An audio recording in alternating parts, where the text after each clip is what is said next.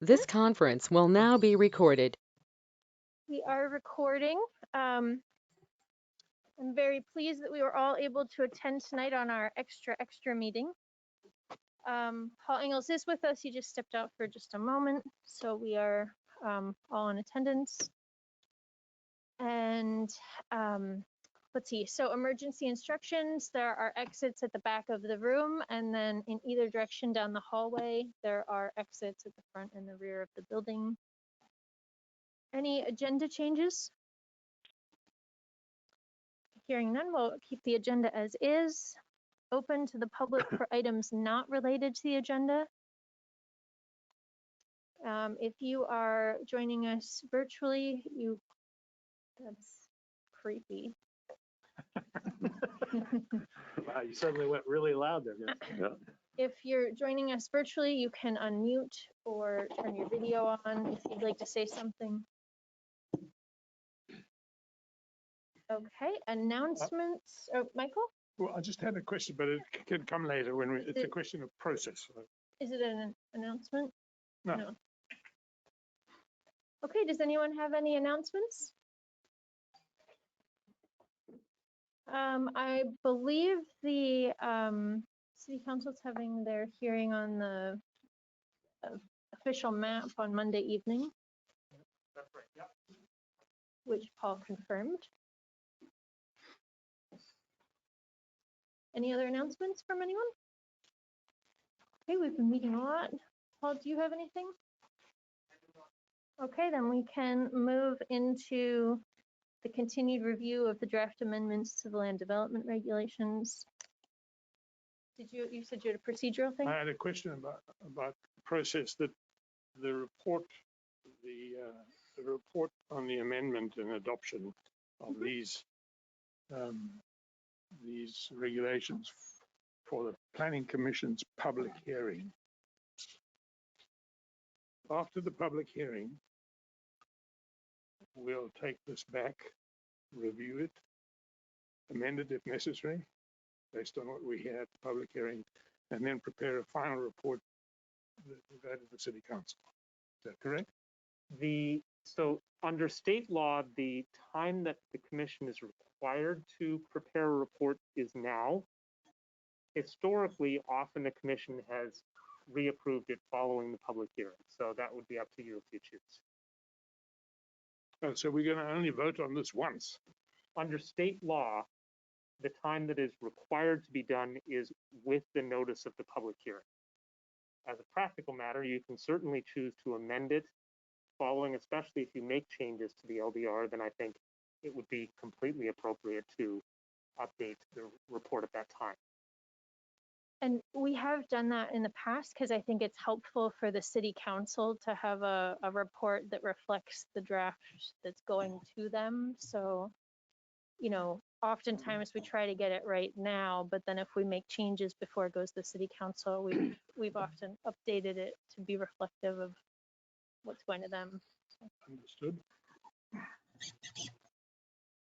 Okay, so at our meeting on Tuesday, we went through most items. Towards the end of the meeting, there were a few commissioners who identified they still had some additional items.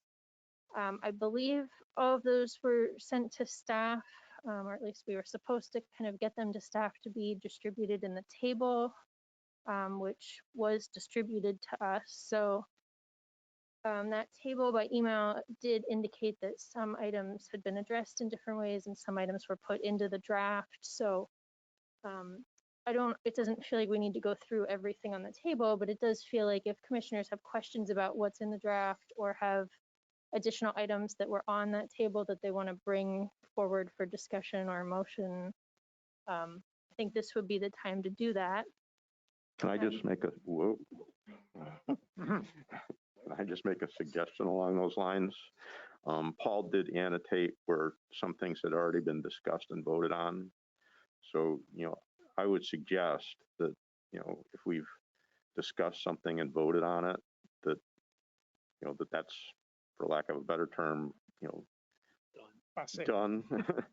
Yeah. Done is a perfect term. It would be helpful. And that we focus on things that we haven't discussed and voted on to try to resolve those. That sounds like a great plan.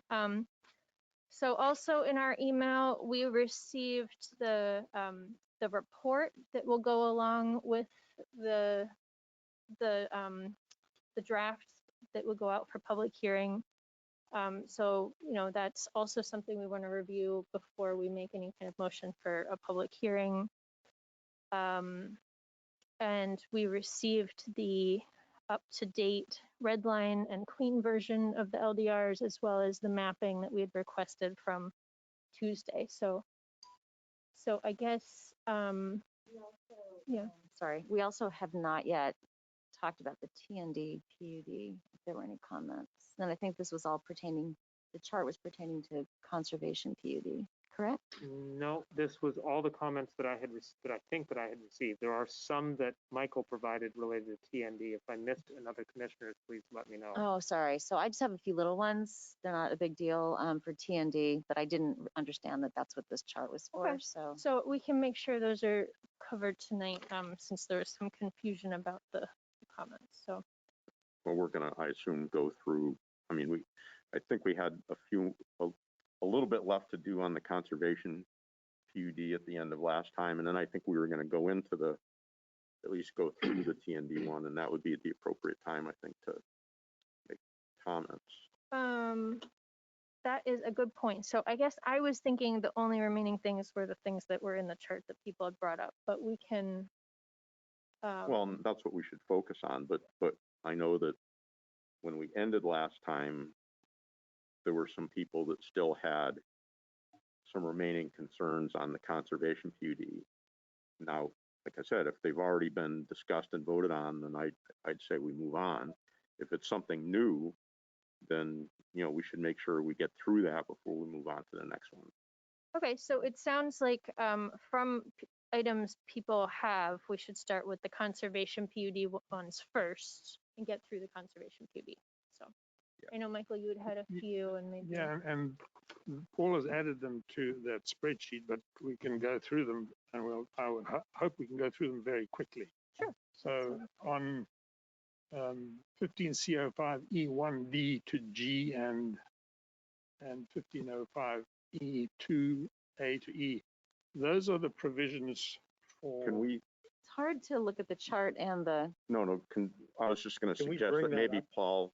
Yeah, if you can bring that up, so just a hair slower, so Paul can bring it up and we can read it while you. Yeah. It's on page 4 and 5 of 15. Okay. Development area. About the development area? Yeah, and about the provisions, the requirements. My comment was that those provisions on pages 4 and 5 of 15, when you read them, they are extremely onerous, seem possibly overregulated. I worry that they're so onerous to such an extent that they may discourage conservation PUDs and associated TNDs. Question is, can they be made less onerous? I mean, there's a huge amount of work that a developer or a landowner would have to do to get to file for a conservation PUD. Let me bring up the document as well.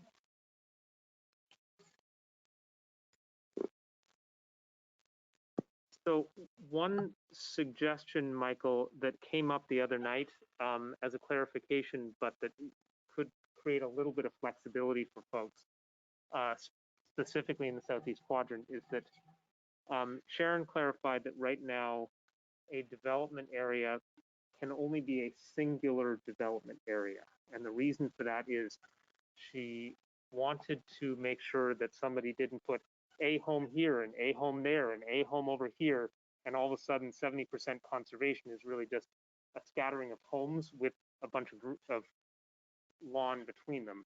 Mm-hmm. That said, given that the way that we have developed the regulations includes that there's no building in the NRP, there's no building in the hazards. It's strongly discouraged to be in the habitat blocks. That one suggestion that she had was that if your conservation area cannot be located within one 30% block, that a second one be allowed. Only if Development. development area. So if you happen to have, a property that was on a large property on a corner on two roads, and it, just happened to have two pockets that each represented 15% of the total area, rather than further restricting somebody and saying, oh, you have to pick one, given the way that we have developed conservation PUDs and been fairly prescriptive about where your 70% has to come from, that might be address a little bit of the onerousness. So that was one suggestion that she had. Does that seem like something that you'd want to include? I mean, it did come up the other night. I don't think it really answers my, Well, I'm not saying it's answering all of your question. I'm addressing a piece of it.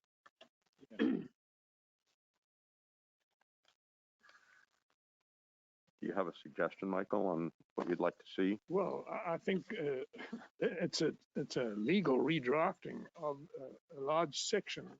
Because if you read through those provisions, what's required to file a plan for a PUD, it seems like it's a huge amount of work and would be a huge expense for a developer and a landowner, legal and otherwise. So So I guess the question I would have along those lines then is we have current regulations that, address, sketch plans and all that other stuff. And they're pretty comprehensive in terms of what's required. So maybe a starting question for Paul would be, is this consistent with what we've required in the past, or are we requiring a lot more different stuff? Because we always require, delineation of wetlands and, maybe a traffic study and, so Yeah, what's different? I guess what I would say is the PUD types, and most notably the TND, but I'll start with the conservation PUD, does have a fair amount of design standard in it.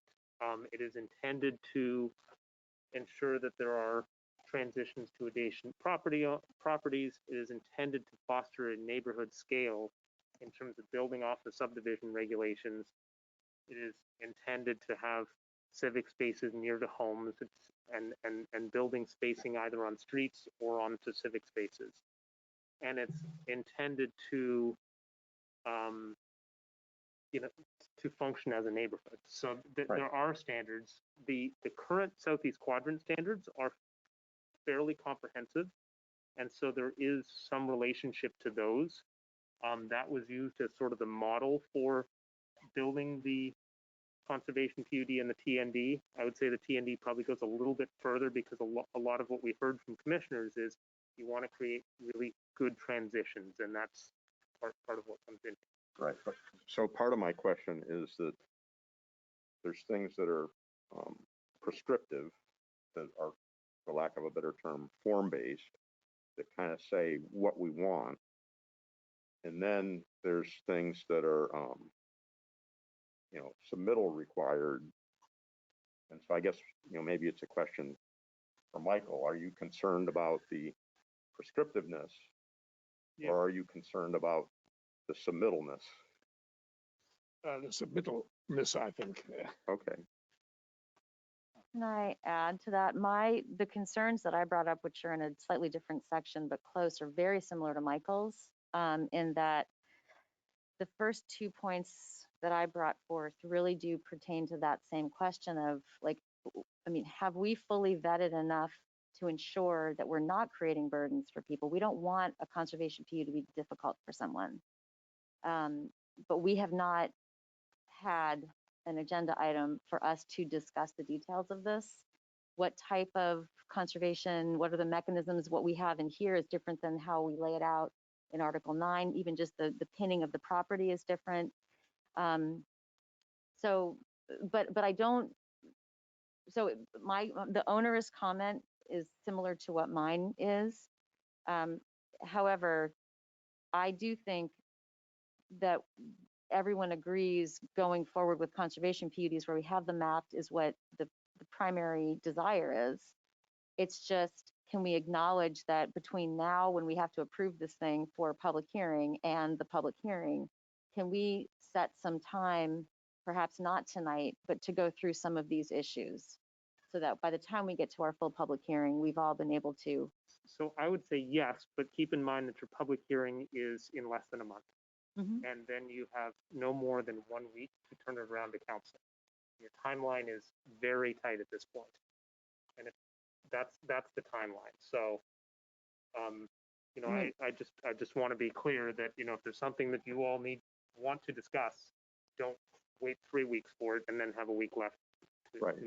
But I want to make sure we differentiate too, because I do think the prescriptiveness of what we want to see in terms of, you know, setbacks and housing types and streets and, you know, I think we want to be prescriptive for all that because that defines what we want the PUD to look like.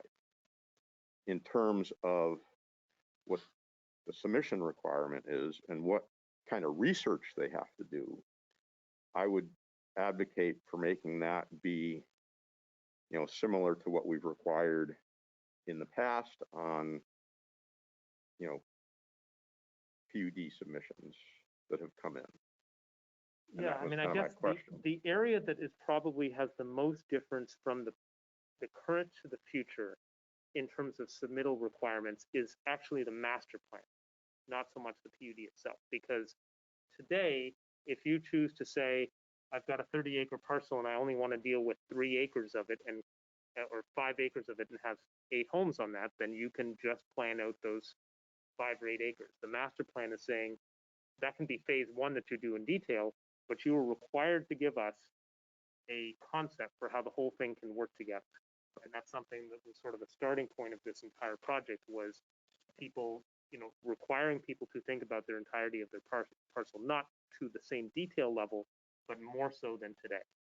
Right. So that's probably the most significant Well, and that's helpful, advanced work. but, and to me, I think, you know, we would want to have that master plan because that's what's telling us what the grand scheme is for the property. And so that may be new, but I think it's something that we want. Now, you know, I'm fully okay with if we want to tweak the language on the master plan a little bit, but I think that we should maintain the master plan and think seriously about what we want to see when that's presented to us and not eliminate anything that could be detrimental to us in the future. Yeah, I think that, you know, the other most significant challenge that exists with, to Michael's point here is with PUDs required at 4 acres, it means that somebody doing a relatively small project does have to go through this effort. Somebody doing a 25-acre parcel, if they're worth their salt of what they're doing, it has already been doing this and more anytime. So it's the scale that becomes a little bit more, you know, you've asked of folks to do this at a smaller scale. And, you know, I see this note from Sharon here. It says, point taken, but these are fairly typical PUD provisions. You know, and then Well, she was wondering if you had a specific thought. I suppose the question is there anything in here that we can either take out or simplify in all these provisions? You know, the development area must be cited and delineated to minimize allowed or restricted encroachment under Article 12 within the designated conservation areas within the SEQ. The development area must be able to accommodate. So can I make a suggestion then, Michael? I mean, I think you make a good point, but, you know, this is going to go out for, I know we need to move on. no, it's not just that. The public and the developers are going to get to comment on this. Mhm. And certainly if it's onerous in people's opinion, They'll pick they're it up. going to say, you know, this is crazy, and they're going to tell us that in the public comment. On the other hand, if it's not overly onerous, then we're not going to get comments on it. And at that point, I'd say it's probably okay. No, if they're okay with it in the public hearing, I'm okay with it. I do, Ted, go ahead. I do fear though, a lot of people, maybe with smaller acreage, might not be privy to what exactly is going on. So certainly the 10, 15, 20 or the larger. So I don't know how we make sure that those folks, whoever they are out there, are aware of these proposals and come to the public hearing. You know, maybe, I guess it's going to be published in the other paper or in some form.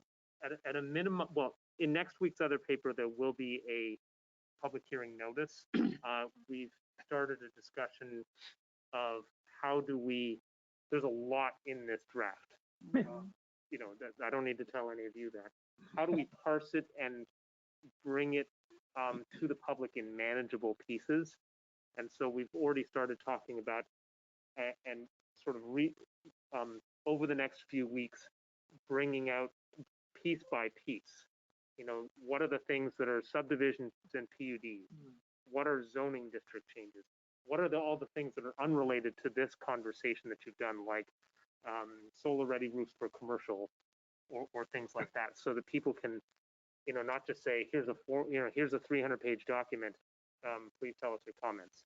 So because this is really critical to the city, I would suggest also putting something in all the front porch forums. Yep. That, you know, guides people to, you know, a website or whatever, and then maybe even, you know, going with the free press as well. I mean, and maybe 7 days. I mean, you know, trying to get the broadest possible distribution, because, you know, to Ted's point, you know, it has a major impact on a lot of people, and not everybody has front porch forum, and not everybody has a website, and not everybody has 7 days, and not everybody has the free press, but most people hit one of those. So. Well, and the listening sessions that we did during the Article 12 development were really helpful, I think. We could hear from people, but also answer their questions, not to treat it as a public hearing, but maybe we offer to do a series of those again. But whoever's, I can do that for Article 12, doing it for these PUDs, we all need to be in top shape.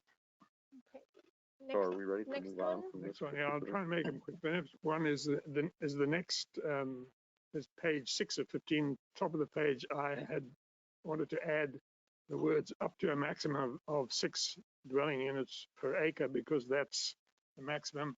It may be superfluous to add it there at the top of page,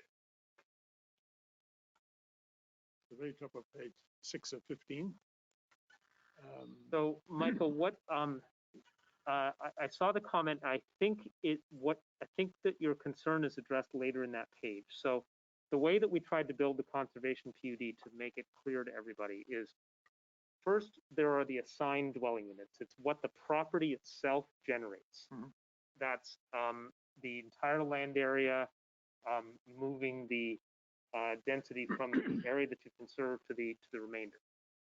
That may not equal the total that you're allowed to do. That's probably less than your maximum. In order, you can then get to, in the southeast quadrant, 6 units an acre. And the way that you get there is through these supplemental dwelling units. So offset units, purchase of TDRs. So I think that it is I think they- redundant to say it above. Yeah, I think everybody will understand that, but for people who read this, I don't think there's any harm in, Well, in we some- do repeat ourselves Right, but from in time to some time. zoning districts, it might be more than 6 units an acre, is what is assigned. If you had it allowed in a R12, for example, which you haven't yet, but if in the future you did that,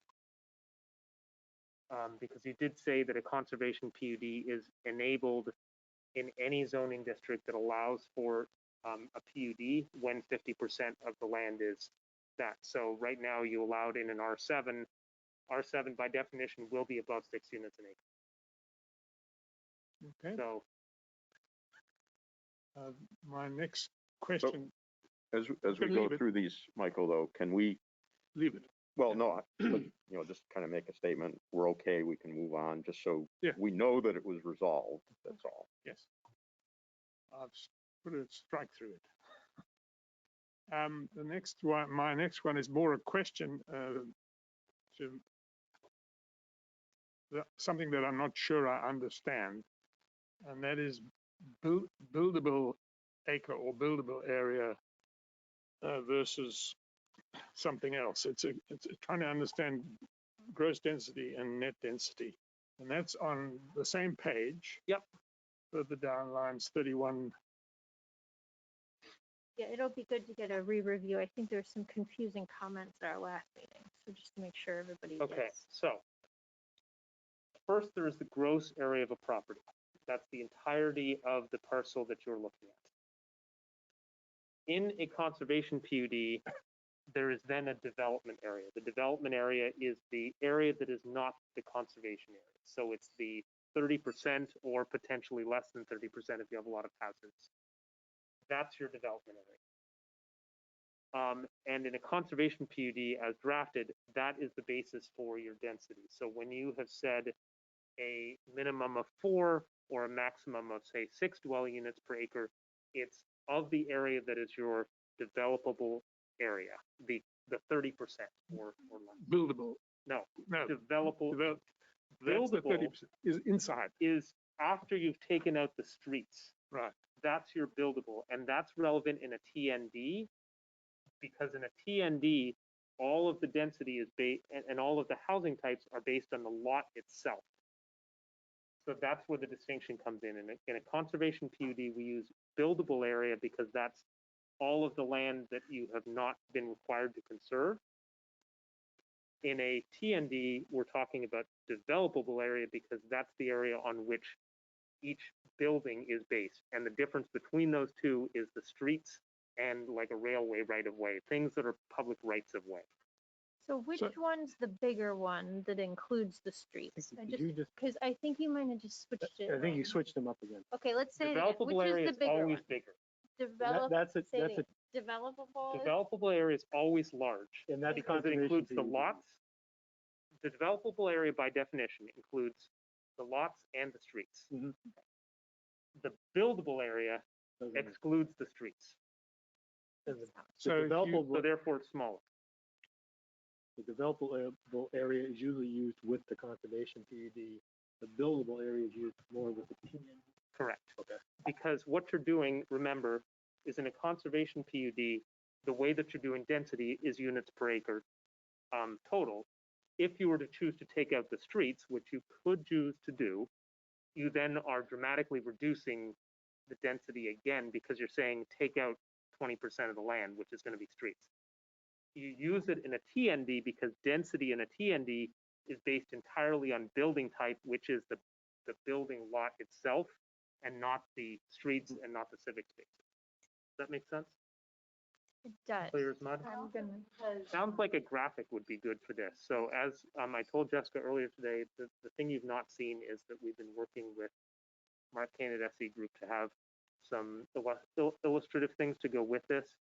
It sounds like gross development area, buildable area as a visual would be very helpful. I would- And Paul, is it correct to say also the reason that you use developable when speaking of conservation PUD is because the conservation PUD does not require as much of the TND neighborhood buildup structure as the TND.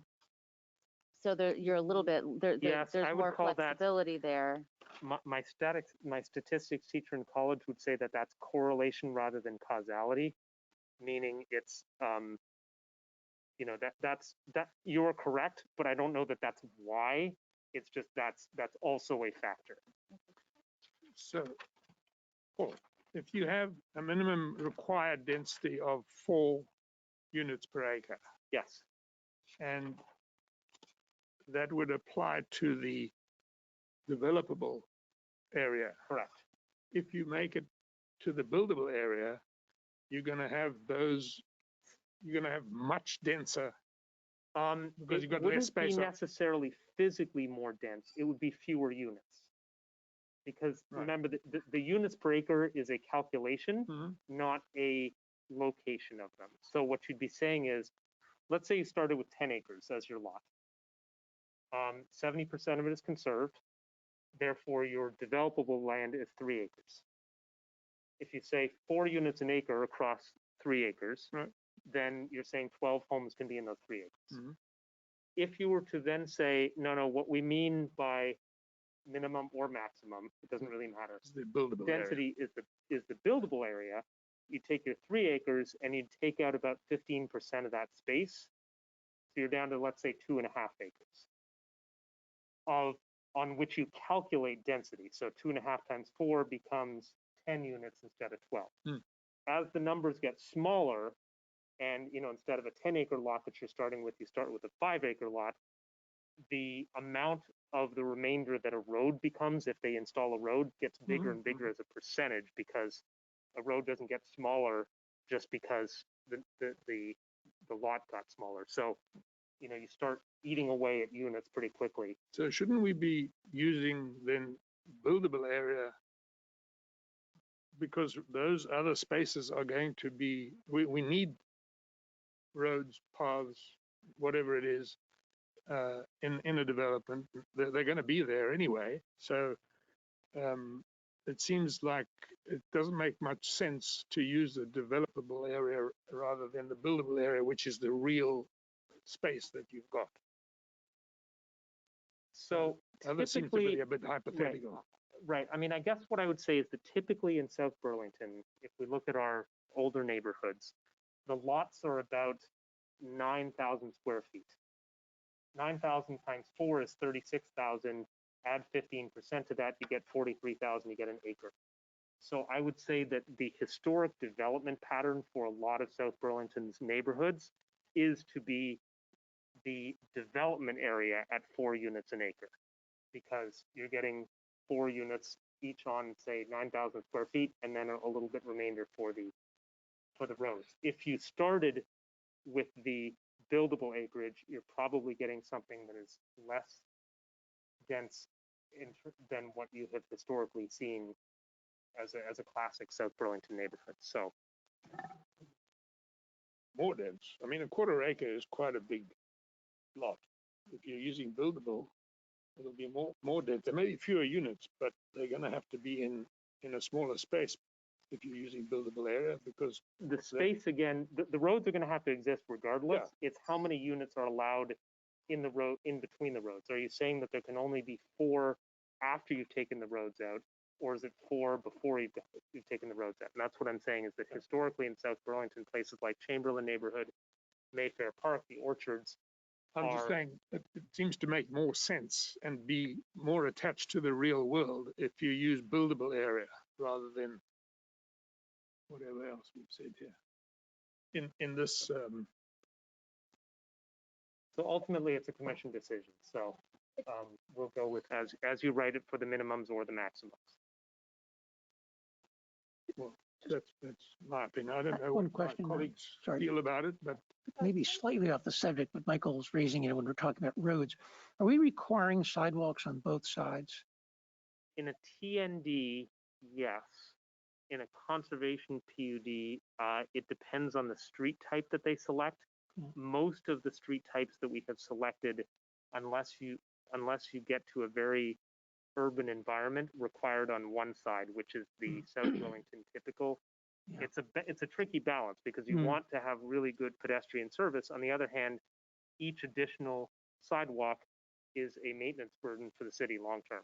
Right. So if it's not really going to get used, that's we're trying to look out for long term liability on the city to plow and then replace a sidewalk 50 years from now. That's if it's not a main thoroughfare. It's a, it's within a neighborhood.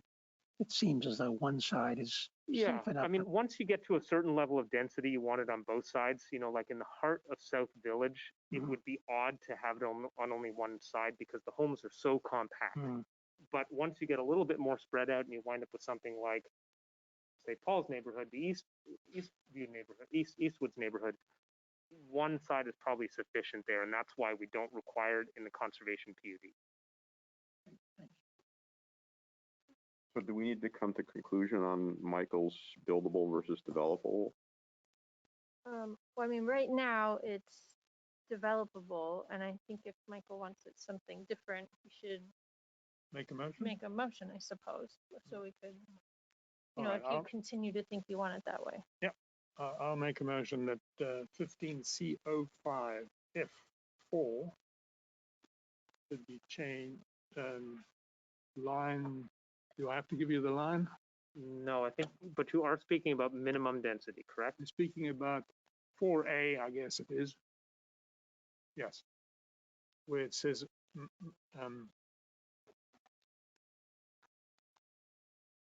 yes, I'm speaking about minimum density, that it'll be based on buildable area, not developable area.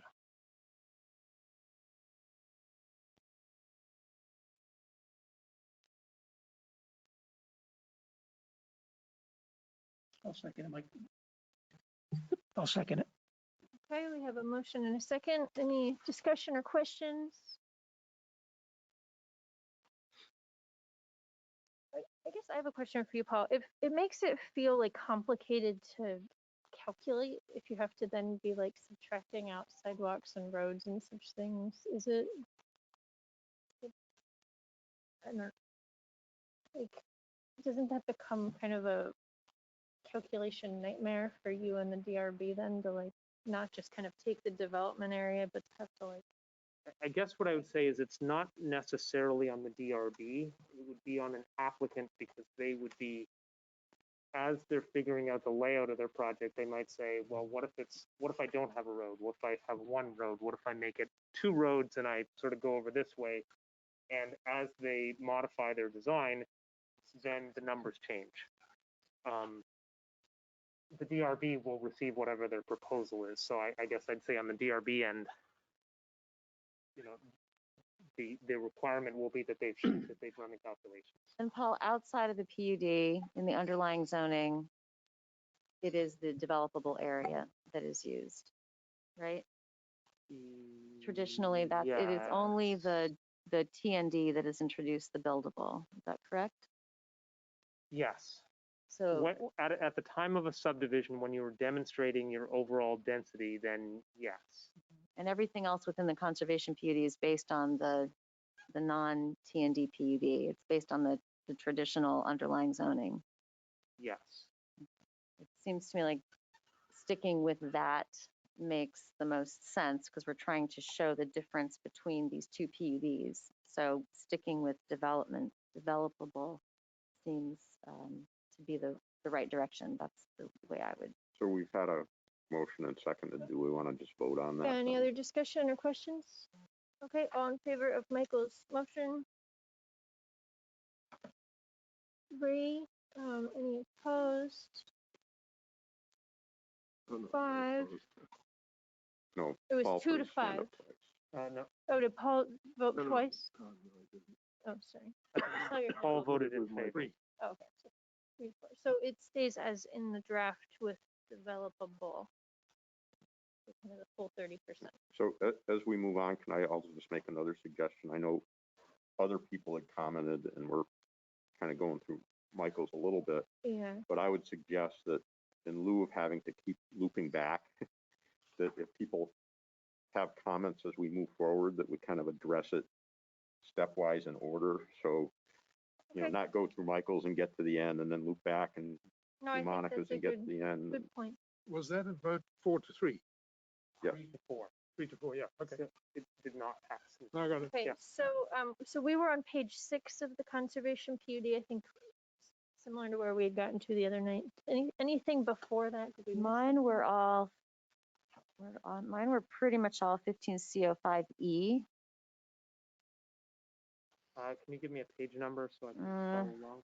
Again, I would just, you know, Yeah, it's actually. anybody has moving. any before Up that, from there. We actually passed Monica's actually. Yeah, so, mine are So it's a before good point, this. Bernie. We had already gotten out okay, of yeah, order. good. Okay. So we So, just want to do it once. it's the conservation PUD subzones. So it's page 2 of 15 and down. Okay. And I know that thank you, Paul, for sharing my full notes. I understand it's complicated. There's two basic pieces. We have not had a dedicated conversation about conservation mechanisms ever in the 2 years that we've been doing this. We've kind of just said it'll be permanently conserved, but we haven't had a conversation about that. Nor have we had conversations about, you know, considering varying levels. You know, we're conserving level 2s, things that are not considered level 2s, and then we're conserving hazards and others. And we haven't had conversations saying, gee, should they all have the same type of conservation mechanism? Does the city want to maintain any, you know, long-term position on certain types of conservation for things that are perhaps not level 2s or maybe level 2s? We just haven't had that conversation. I don't know what the right answer is. I put a few recommendations in here, but they're really just to point out that we haven't had this conversation. And this is permanent. This is the kind of thing that if we approve it and somebody takes it, there's no like, oh, we'll just change it later. We'll revise the regs later. This is permanent conservation. So I just wanted this is where I would like to ask that, I don't know in what way we do this, but we understand, acknowledge that we have not gone into detail on conservation mechanisms, and decide to make sure that the city council knows that. Maybe we can, before the public hearing, have a dedicated, you know, what is the conservation? This is written up differently than the conservation mechanism in the Article 9 that we still have. Forgetting about the TDR part, the language is different in terms of what someone has to do to conserve their land. Does it not make more sense to mirror what we've done in Article 9? It's too much to discuss tonight. I'm not asking to change conservation PUDs from that perspective and where we have them mapped. I'm simply asking that we be sure, because of the permanent nature of this, that we take some dedicated time to discuss some of the, perhaps some of the suggestions I had here, and maybe there's others as well. So. So Paul, I have a question for you. I mean, it seems like, you know, Monica has a good point that we have like different language pertaining to conservation in like the NRP versus some of these other The TDR, what you do to pin land in a TDR. Do you think that it's a topic that maybe one of the attorneys might be able to touch on, just like if it's okay to have kind of different descriptions of what people have to do to conserve land, and just to make sure we're kind of set, and then we can just make sure that. Yeah, I mean, but there's also strategic things we can discuss. You know, should a hazard have the same level of permanent conservation as a level 2? Maybe, but we haven't had that conversation, and that's really a strategic conversation. If someone is being required to be a conservation PUD against their, you know, preference perhaps, should the city council find a way to pay for that landowner's fees relating to conserving their land? You know, I mean, I think that there's some strategic things that we simply have not discussed, and we can't make a recommendation on it.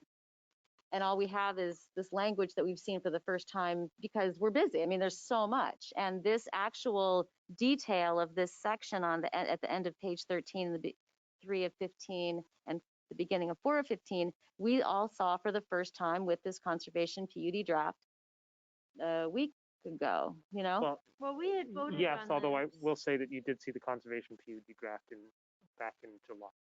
Yeah, Okay, but we haven't. I understand it's not Right. a long time. I just want Right, to say and to I'm the not public, trying. it's Right, not no, a I'm week. not. And I appreciate that. I mean, we have a lot coming at us. That's Well, not for this was just for yeah. the general public. Yeah. No, it's not a week.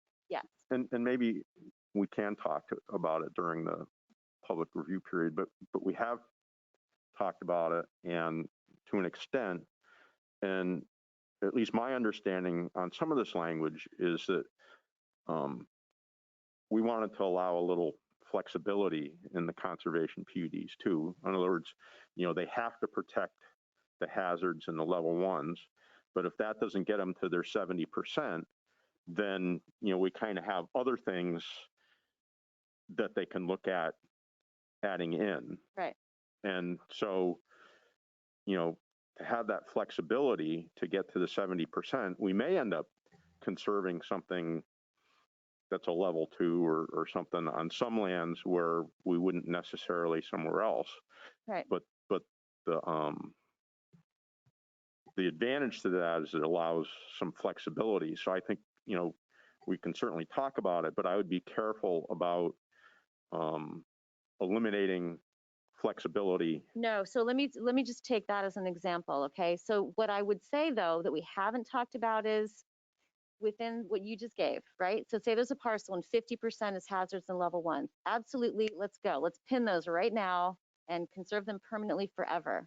But that other 20%, might the city want to have some kind of, like, no, you cannot build on it, but might the city want to have some kind of future just in case mechanism in the event that California falls into the ocean and Arizona has no water, and all of a sudden we have we don't know what's going to happen in 50 years.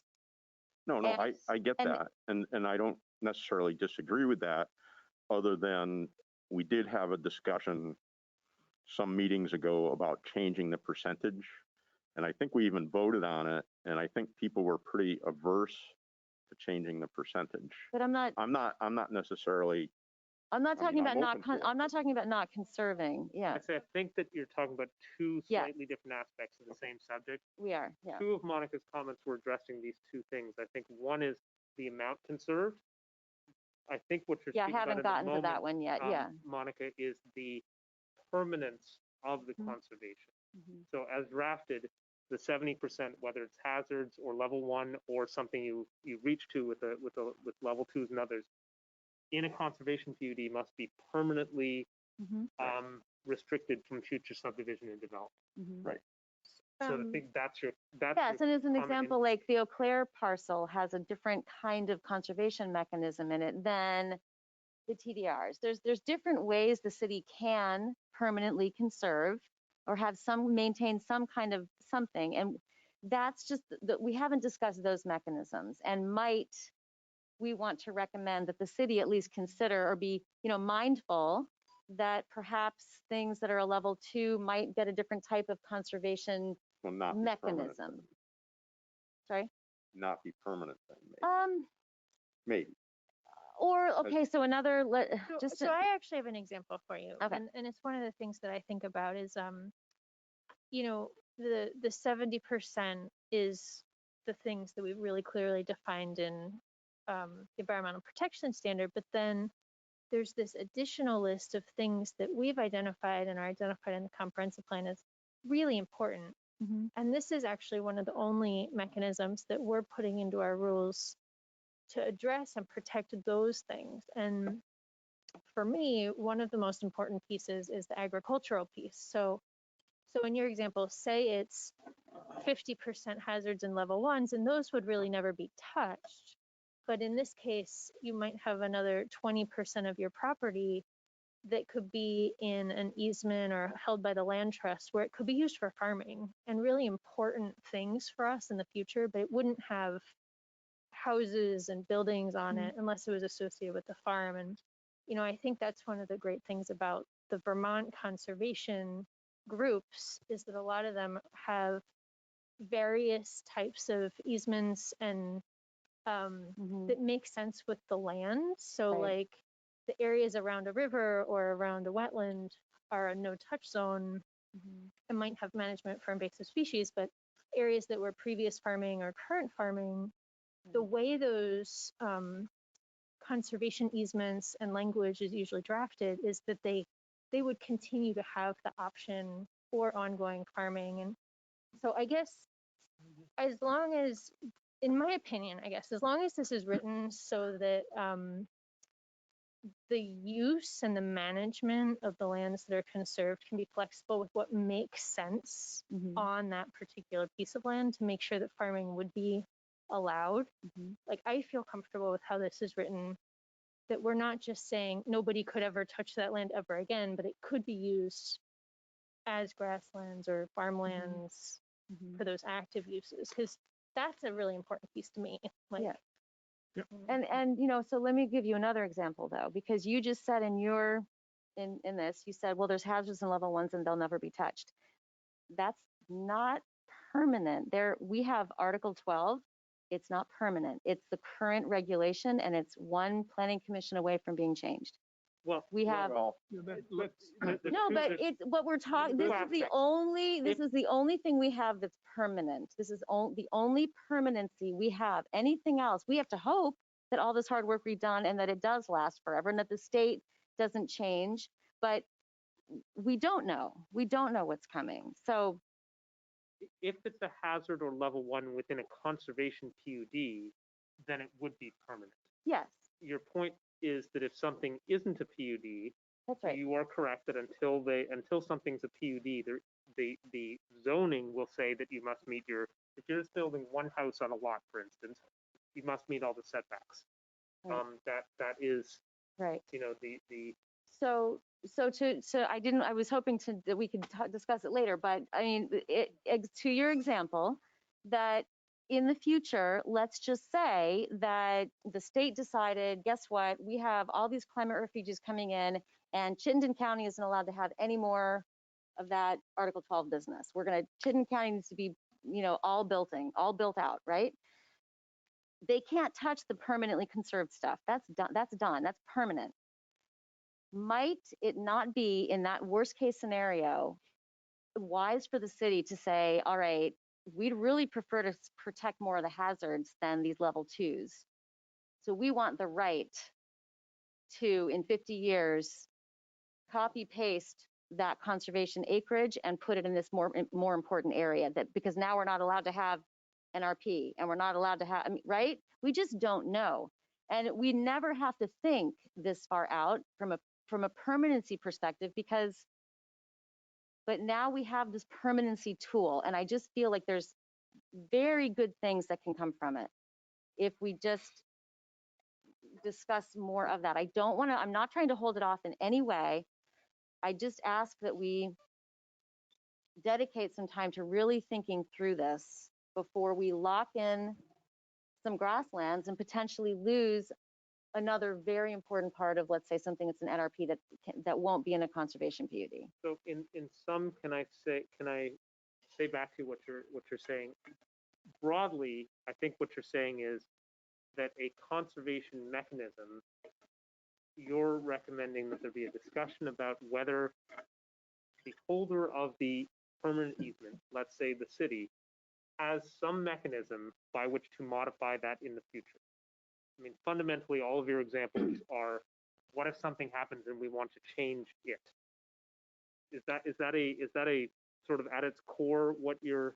I guess, I mean, but we also say in here that it can also be with a land trust. So we're not even Something saying it goes to a has land to trust, be. we don't have control over. I know, what well, they do with it. but That's why I was picking but city that's in this instance. but that's part of it as well. Do we say that this can only be done through a city mechanism, and then we let the city figure that out in the future, right? Yeah, like- but then you're saying that in the example of Auckland, you're saying that the Vermont Land Trust can't be the holder of a conservation easement.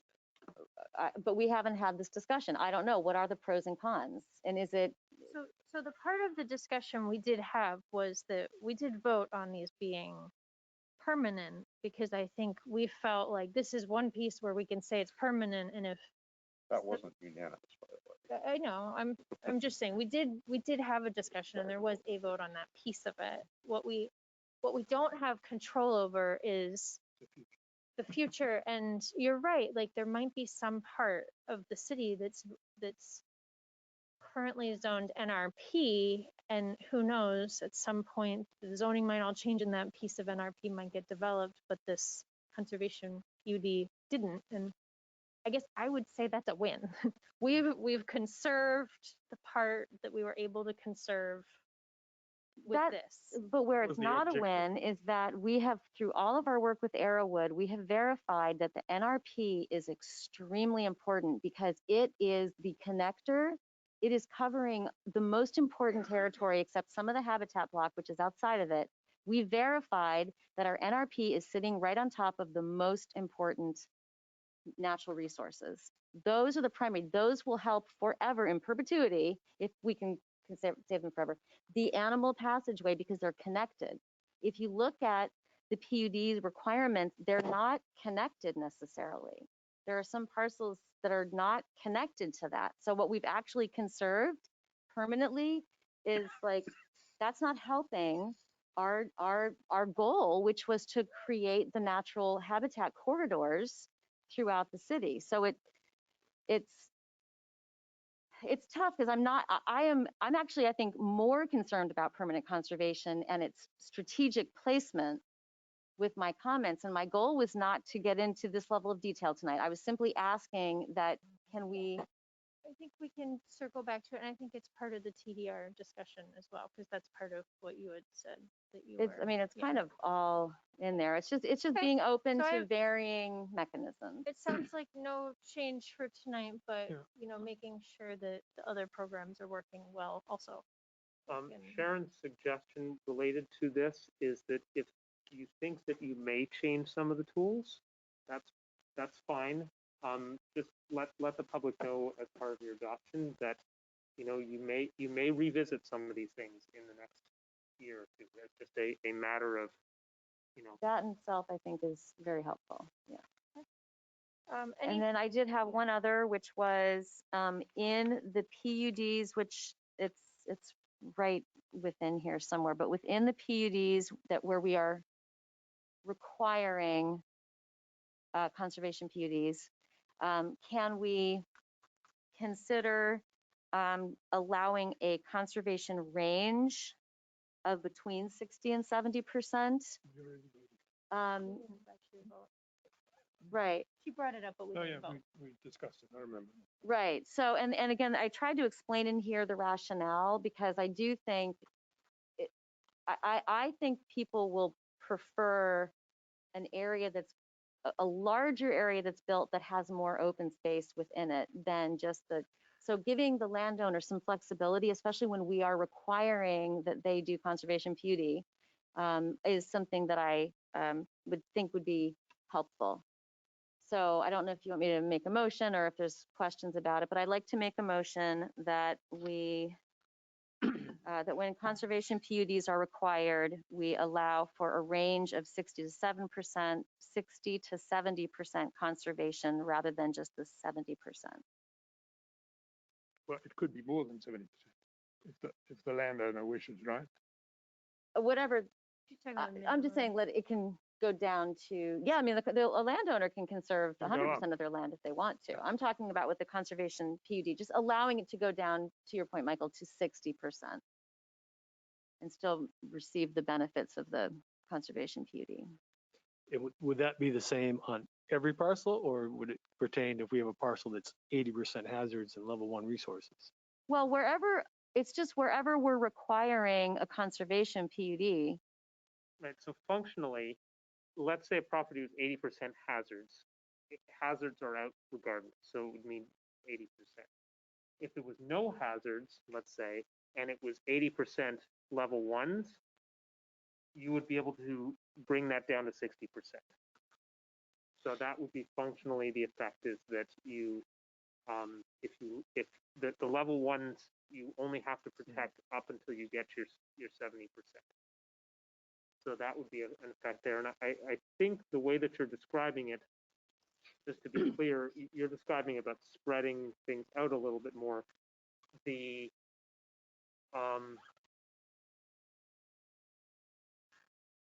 I guess that's correct. Underlying zoning. If it's the underlying zoning and it's the what is brought into the rest of the property, in the southeast quadrant, since we allow 6 units an acre and the use of things like TDRs, it wouldn't necessarily be a reduction though. That's right. Because you can be 6 units an acre throughout your developable area. If the developable area is larger, then you're allowing a little more. That's really the point, is that the number of units won't change whether it's. But it will change in this scenario. because it's, the density you get is the rest of the property, but in the southeast quadrant, you get to bring in TDRs, et cetera, up to 6 units an acre in your developable land. Yeah, I think Monica's saying that a developer who You has might get, forty yes, you percent could get more could units, build depending on what's on the the same property. number of units spread out, but all he could hazard also units, build yeah. more. Mhm. So it wouldn't serve the purpose that for which we designed this conservation PUD, which is to conserve at least 70%. Well, and I looked at the map of this is only on those that where we're requiring it. And on this map, there are a number of parcels that are at 50% or less hazard and level 1. That's really the, Right, so if you wanted to do it where the development was able to be more spread out, you would then just eliminate the ability to bring TDRs into that area. You would just say it's only the property around it, which I understand there's pros and cons to all of this. I'm just giving the Yeah. scenarios of what can It, happen. if every single parcel where we're requiring conservation PUDs happened to already have 70%, I wouldn't be making this motion. But a number of the parcels where we are not giving the landowners any other option are not, they're closer to that 50%. And that's why I feel that when we're requiring it, flexibility of a range is beneficial. Hazards. Okay. But if I So- understand Paul correctly, in his example, the density would still be the same because you're getting more units. Unless you change something else to say you can't bring in units from elsewhere, which, you know, outside of the southeast quadrant, that's correct. You're only using what you have. In the southeast quadrant, you said you can go up to 6 units an acre throughout your developable area. So if your developable area gets larger, you can bring in more that's true. units. Yeah. That's not set in stone. All of this is Right. it's policy. Mhm. You can change it how you choose. I'm just saying if you only change the one thing, the result would be So Same the density. unintended consequence maybe is if we support the change, then there's other language scattered throughout that we may need to deal with too. right. Well, Or you or may not. be Or not. happy I with mean, it or because not. you It's found just- more homes for TDRs. I'm not saying that. I'm just Right, saying, right. you know, the, No, the consequence is that you have potentially Right. a change to make or more development. Right, when someone's choosing to use a TND or conservation PUD, 70%, fine. But when they're required and their actual buildable is at that, you know, under the old terms would have been more like 50%, I think that kind of flexibility is appropriate. So I would still keep my amendment as is, or my motion as is, with just allowing when conservation PUDs are required, allow for the conservation to be as low as 60%, if they so choose. Okay, and did we have a second? Not yet, I don't believe. So is there one? Not yet. No second? I would do it, except I'm worried about we're gonna get the same density, just more of it. Mhm. That's my concern. I don't know how, I understand what you want to do. You want to have that density not as dense. But how do we do that? Well, that can be a second motion. I mean, no, I'm sticking with the basics first of just. And eh, I mean, I'm all for more- flexibility. I'm Thank you, Mar, all also your with Duncan motions. concerned about unintended consequences. And I guess at this point, my own personal thought would be to leave it and get public comment. That's all right. Yeah, there's no second, so that's I fine. understand what the intent. No, I get it. I get the I intent. definitely get it. but And I like flexibility, but And, the last time that we've kind of talked through this with the public and with city council on a larger scale, we weren't having these required. So, I mean, we Right. may get feedback from the city council or from the public that's, we may want to revisit this. But I Okay. think at this point, it That's fine. sounds like we're going to go forward to the public with the 70% and see what we hear. I guess as a quick follow-up question, Paul, is there language that we could adopt that would, you said it was eliminating TDRs, that would give us more area with the same amount of density from the 30 to the 40% or reduced density? I mean, can it be done? Yes. Can I do it off the top of my head? Probably not. And you, Could you say it drops, instead of 6 units an acre, it's 5 units an acre. Would want to run the math and see. It's certainly possible. You know, this is all policy making. So You wouldn't want to get rid of the TDRs. There are landowners out there who have TDRs of value. We shouldn't do anything to cut them out of the market. Well, we are by So- requiring right, conservation. I think in Duncan's That's- example, it's not reducing TDR usage, it's just not increasing. No, there are several things in Monica's presentation that concern me, like Well, we very didn't- heavy density in some cases, but I think we've spent a lot of time on this. We've all been through it. We're down to the wire. It's something that I think we should discuss, but not necessarily before we've done this.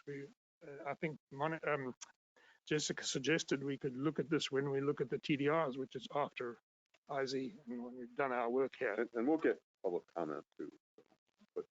Okay, so anything else? So we were up to page 3 or 5-ish of the conservation PUD. Moving through, Michael, I think you were up to page 6 or 7 on I your was comments. On I don't page know. 7, Does anybody have anything before 7? Anything before 7? Okay, page 7. excuse me.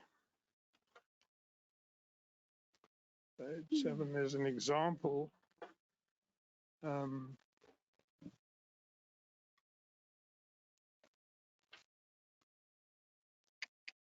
Yes.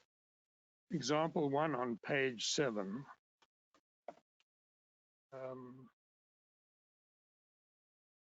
Includes supplemental and affordable units, and which if I read the example correctly, if you total them up, it comes to 50 units altogether for that example, or 8 units per acre. But the maximum density in the SEQ is 6. Right. So So that should be corrected somehow. So what the intent here, and we'll take a look during the legal review, Michael, was you're right that in theory, one could bring in more TDRs or more bonus units, but the cap is at 6 units per acre. That's what it was intended to say, was that you get a hard cutoff at 6 units an acre in the SEQ. So I think those last 2 paragraphs then should be taken out of that example, because it's going to confuse everybody just as it confused me. So it sounds like legal review is going to help us make sure that's not confusing. Is that enough for? That's enough for me. Okay. Thank you. Okay, so we're past page 8. Or page 9. I don't have any until that we get to the TNDs. I'm all set with conservation. Okay. Anything else on any of the conservation PUD pages? On section 6, I noted that things we had discussed in prior meetings but never came to any kind of conclusion. But I'm not sure. I think I'd rather come back to this. We're running against a deadline Okay. with our work. So Well, if we the- don't need to do all your comments. We can. I know. Yeah. Just, Thank you, Jessica. I'll just point that out. I know you don't Well need to, said. but yes, you do need to listen. And I would put them aside, and if we have time, come back to them. Some of them are quite important, and I might trim them down and just dig out the 2 or 3 and not do it now. I think we should. I want us Well, to move ahead. Michael, when wait, you say section 6, do you mean the TND?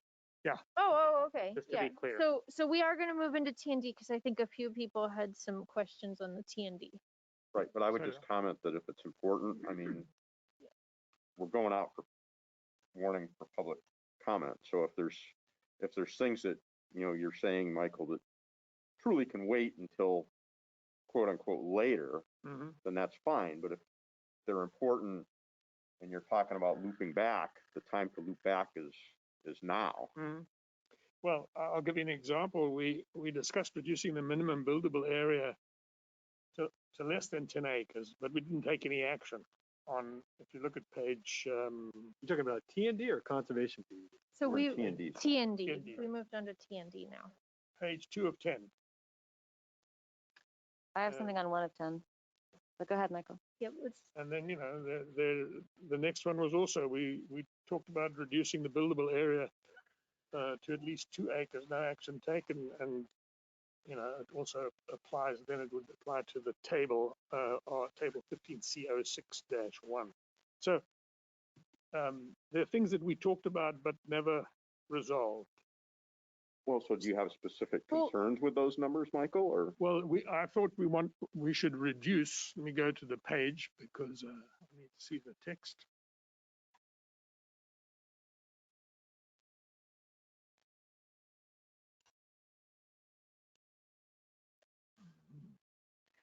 because I think we actually may have voted on this on Tuesday in the table about the number of acres applicable, but let's find where your comment is. And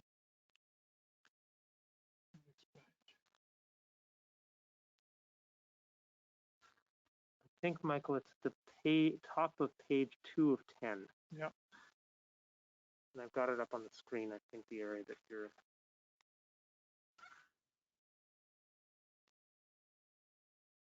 I've lost the copy which had my notations in it. Yeah.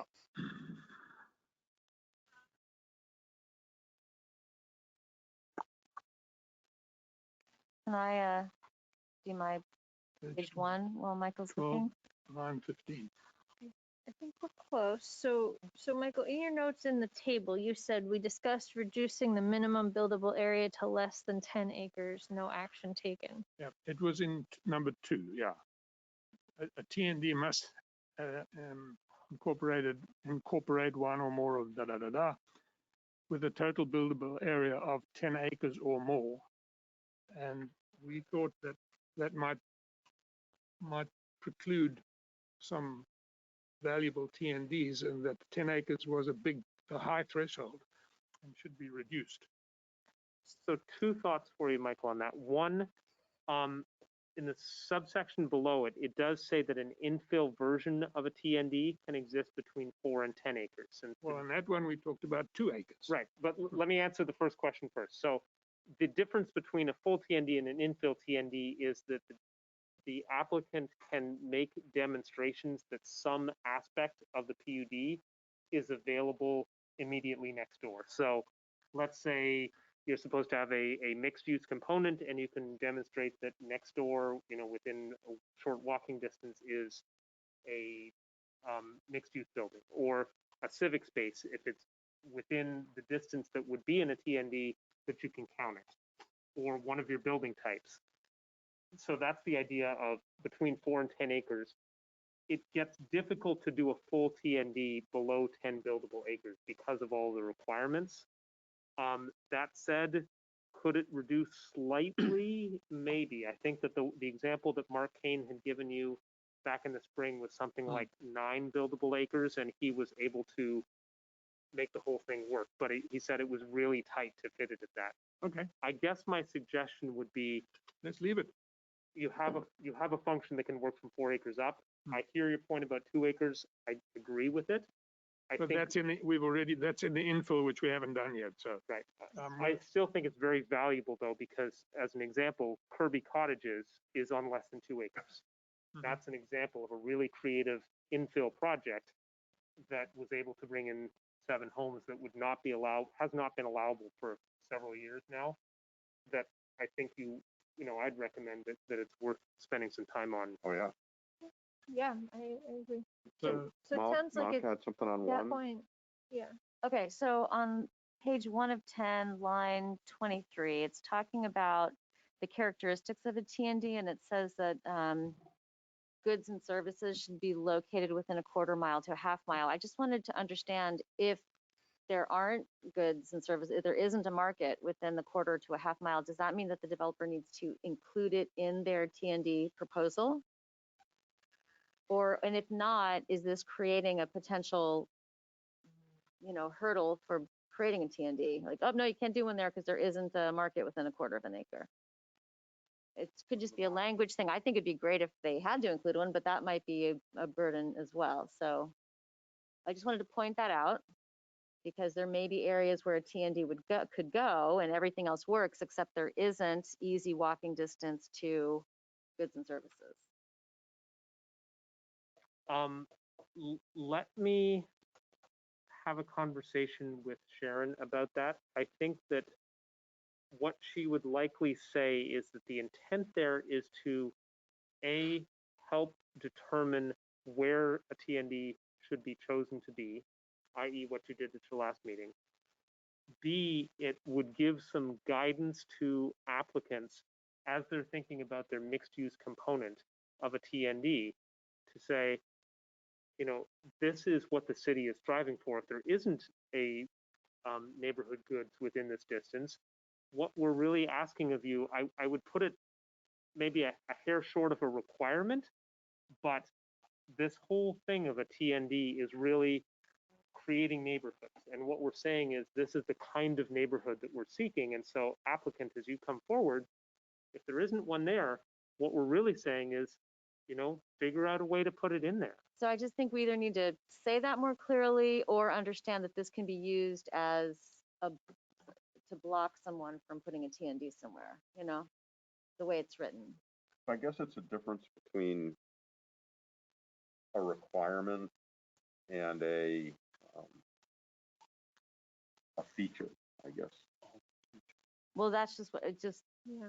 No, it's a It's good, just a it's word a good thing. question. Yeah, just So a word. It's just a it word. feels like maybe if Paul can kind of follow up with Sharon Right. just to make sure how the DRB might use this list here. Well, it says, for example, later on, the applicant for a TND must demonstrate how the TND is consistent with the stated description, purpose, and defining characteristics.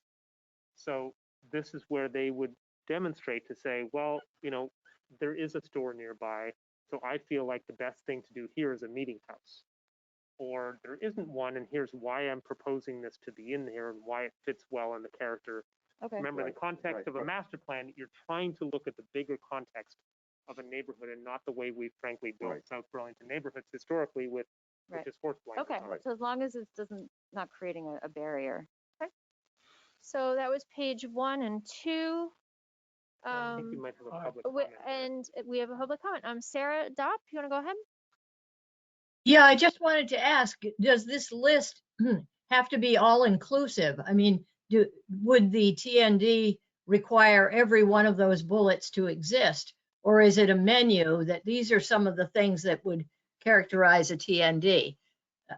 Yeah, that's a good question. I think there was a point early on in the process, Sarah, where there was some discussion of creating a point system that you needed to reach 70 points, and you got points for doing this, points for doing that. That would be a way to do this.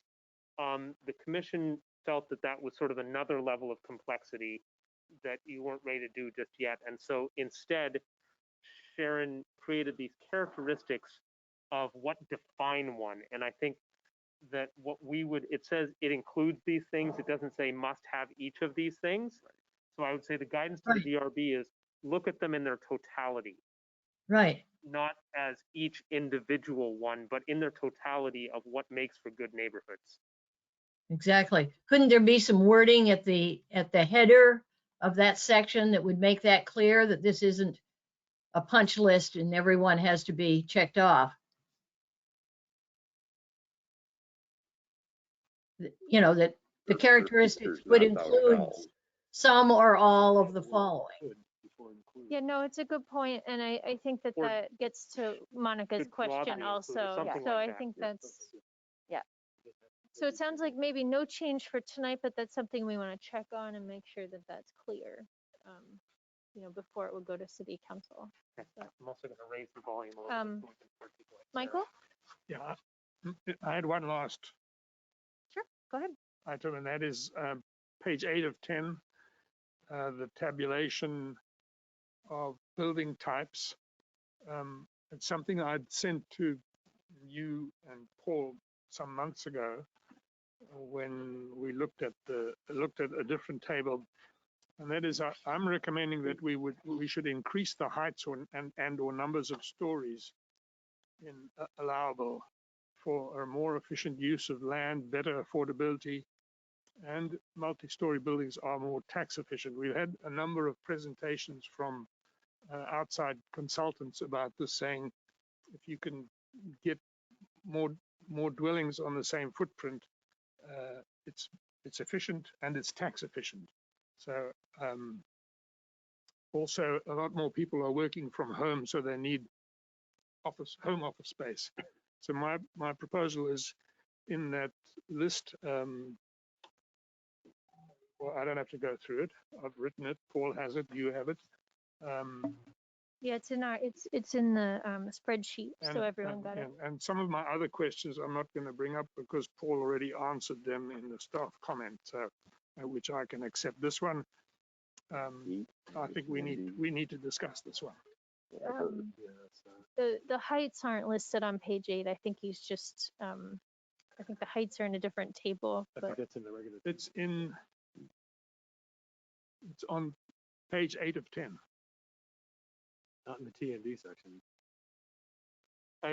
It's referenced back to building types, which lay out the heights of individual buildings. So I can pull that up if you'd like. yeah. And this is throughout the city, Michael? Yeah. Throughout the city in a TND. In a TND.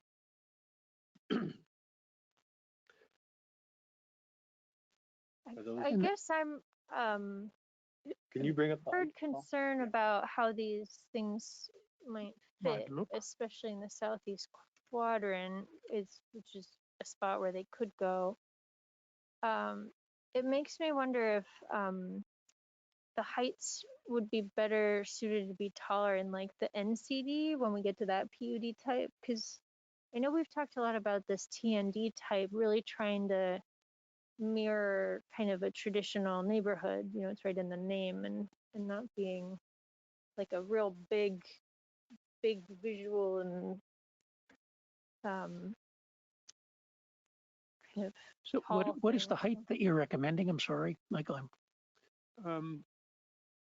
Well, they were in. Paul's bringing it up, I think, maybe. They're in that spreadsheet for one. But on page 8 of 10, this is 15C06G72. Oh, actually, it looks like Paul has up on the screen what's in the current Yeah. what's in the current table Yeah, it's of not in the T&D housing section. types. I'm not sure. So this is under building types, which is Article 11C. So that the TND references heights as determined by building type. Mm-hmm. So what I've got up on the screen is a subset of the building types. I've got the detached house and the cottage, and the highlighted piece of it is the heights. So detached house, 1.5 to 2.5 stories. 2.5 is the max allowed So now. Michael's, It's what's in the draft, and it's similar. We allow a maximum of 28 feet today, which is 2.5. and Michael's recommendations A half are, story being, like in Butler Farms neighborhood of dormers outside the room. I'm recommending that for a detached house, allow up to 3, a duplex up to 4, a townhouse 3, multiplexes 4, cottage commercial 3, live work, I guess, combined, that's up to 4, a neighborhood storefront up to 3, and a civic building 4. I guess I would kind of agree with what Jessica said, that seems like the neighborhood commercial, once we develop that, would be a better spot for that, because that does have a residential component, I believe. Yeah. Yeah. I don't necessarily think the TND, I understand what you're saying, but I don't know if the TND is the place to do that. Well, Do you think, I know we had a conversation a couple weeks ago when you'd brought up the heights, and then we talked about maybe as part of the TDR discussion about having increases in height be maybe a way that people could use TDRs. So yes, it feels like maybe this is something that is important. but maybe we don't want to do it preemptively if it's something that we could use as part of the TDR market. Does that seem Well, like they a could go reasonable? one more than this with the TDRs Yeah. possibly. And I do know, I mean, I spoke to a developer who had built a 4 or 5 story building, and I asked him, it happened to be a he, I asked them if he was able to build another story through the purchase of TDRs, would he do it? And he said, absolutely, if I could comply with all the regulations. So there is potential there, but this is outside of the TDR. I'm looking, we've always been talking about efficient use of land a lot of the time here. And I don't know whether you know this, but I know that we're going to go up. We're going to build up, whether we like it or not. And it's a good place to start, going up little by little. This is not a huge change. We're going from 2.5 to 3, and in some cases to 4. A 4-story duplex is very common, certainly where he comes from, and I've lived for 22 years.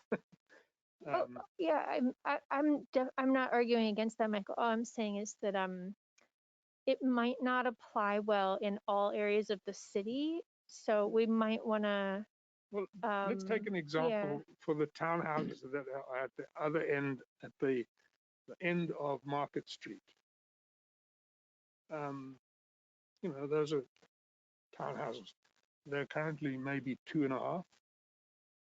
They wouldn't look bad if they were up to 4. Townhouses in you know, in many cities that I've lived, Montreal, Boston, New York. But I think to Jessica's point, and I'm not opposed to going up where it makes sense. In fact, you know, a while back we raised the height along Shelburne Road, for example. But to Jessica's point, which I agree with, I think we need to be careful about context. I mean, your example, you know, a 4-story might work just fine at the end of Market Street. I'm not sure it would work fine in, you know, the Laurel Hill neighborhood. Maybe you're misunderstanding me. I'm not saying they must. I'm saying allowable. So the context, the designer. Well, right, but allowable means they could, and all I'm saying is that there may be areas of the city where contextually it just doesn't fit in certain neighborhoods. So then So hold on, we'd have Michael. to We have define that. some other voices. So Ted, and then we have some public comment. So Ted, go ahead. Yeah, thanks. Michael, unfortunately, I have to disagree with you. I absolutely agree with you in this center of the city and the transit zones. But as sort of a defender of the southeast quadrant as much as I possibly can, there are unofficial view corridors out there. And I just think, and I absolutely agree with you about, you know, preserving land and going up. But in that part of the city, I just don't see it. I see 2 stories, 3 stories, 4 is a bit much. So yeah, no, I take that point, and we can certainly define where. Yeah, that would be great in my where these heights are allowable and where they aren't. Okay, you want to go ahead? Hi, Chris Trombley, 16 Du Bois in South Burlington. I just want to thank Michael for bringing up that conversation. Even a little flexibility in height makes a big difference in what you can bring in for housing. And if you're going to already build on that space, even a little height helps. We already saw what CCRPC with the building homes together, we missed our affordable housing goal, and not by much. Little changes like that make a difference, and we have to think about not standard building types to meet future goals. Already round 2 is coming out, and one of the big things they talk about was just little height increments, and I appreciate the comments Ted just made as a southeast quadrant. You know, I'm in a 2-story house. I don't know how I'd feel about a 4-story right next to me, but I could see a 3, or there's areas where we can have a little pliability with that, and that kind of flexibility would be welcome. Thank you. Maybe, yeah, good. Along transit corridors, urban design overlay district, city center. I mean, So a couple of notes on that. One, some of the thought that could exist, and we're talking about TNDs for now. The NCDs are coming next. One thing that you could consider doing, either in this round or in the next round, is the idea of enabling additional building types as you get close to a transit corridor. So not limit it to just a townhouse, but say, what about something up to a 10-plex or something like that? That is one way to look at it. You could look at height as well. I did ask Sharon to weigh in earlier today in preview of this possible conversation, and she said the numbers that are picked in there are fairly typical of this scale of neighborhood. She cautioned to think of it not being the same as city center, which is city center is a more intense area. Garden Street, for example.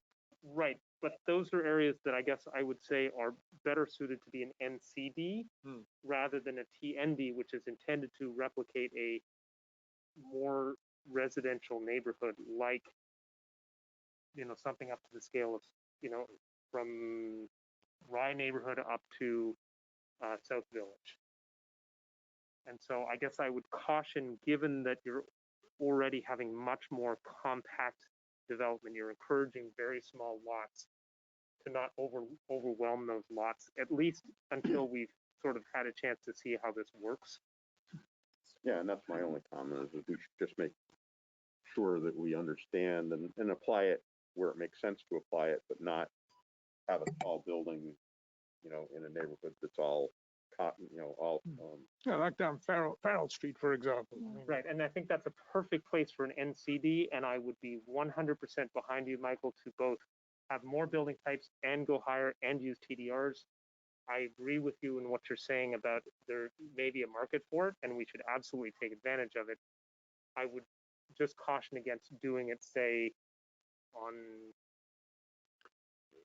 somewhere on. No, let's not do it.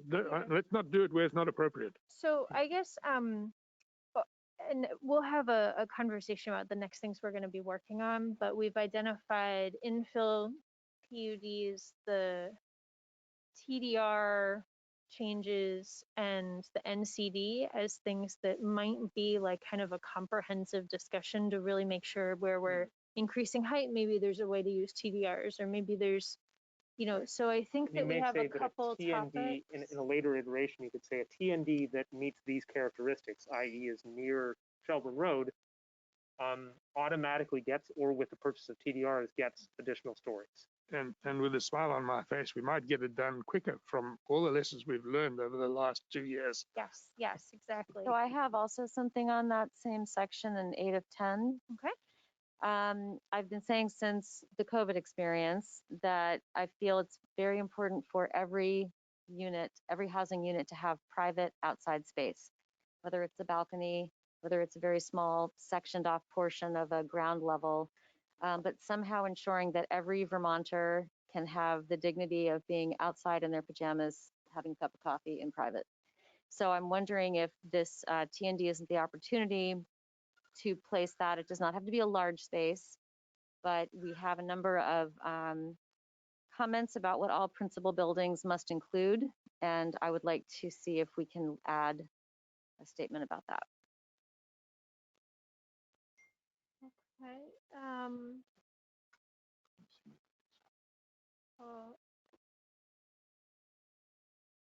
So it seems like it'd be like 8A on 8A is where eight. they're talking about, I mean, it's somewhere between 8A and C, or it may just be another.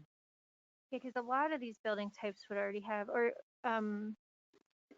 is it in the building type chart? There is actually a whole column that talks about the, because it has like porches and dooryards and such things. I'm wondering if it winds up being in the table. Mm-hmm. And if it's in here, we need to put it in 8A specifically. But I think you're right. It's a really good point. Either have some kind of little porch or somewhere where someone could go. Mm-hmm.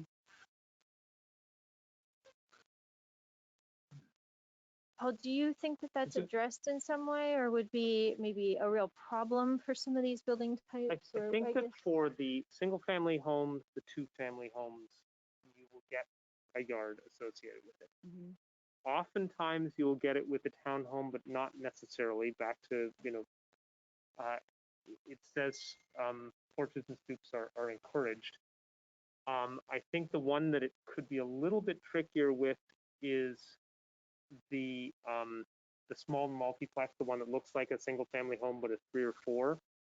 I guess I'd want to think on it because remember that one of the key defining characteristics of a TND is that there are parks nearby or that they are faced onto a civic space. And so it's possible that there would be townhomes that face directly onto a shared civic space that is intended to function as their green space, but isn't theirs privately. And so I just want to make sure that we're not sort of saying you have to do this and that where you wind up getting belt and suspenders for it. I mean, it doesn't have to be a large space though, and it can, as long as, when they're starting from scratch in a design, there's very simple types of mechanisms they can use. What are they called? Juliet balconies. I mean, just there's a way for people to get private fresh air in their home in Vermont. So It feels like we might want to also check what that means for pricing, because if we're really trying for affordable housing too, but then we're saying that each single person needs to have their own private balcony, I don't know how that. they're on a lot of it's happening. I think when it is happening, there's affordable units here that have them. I think, that's the kind of question I'd like to put forth for a public hearing and get feedback on. And it seems like this is the perfect place that could really make a big impact.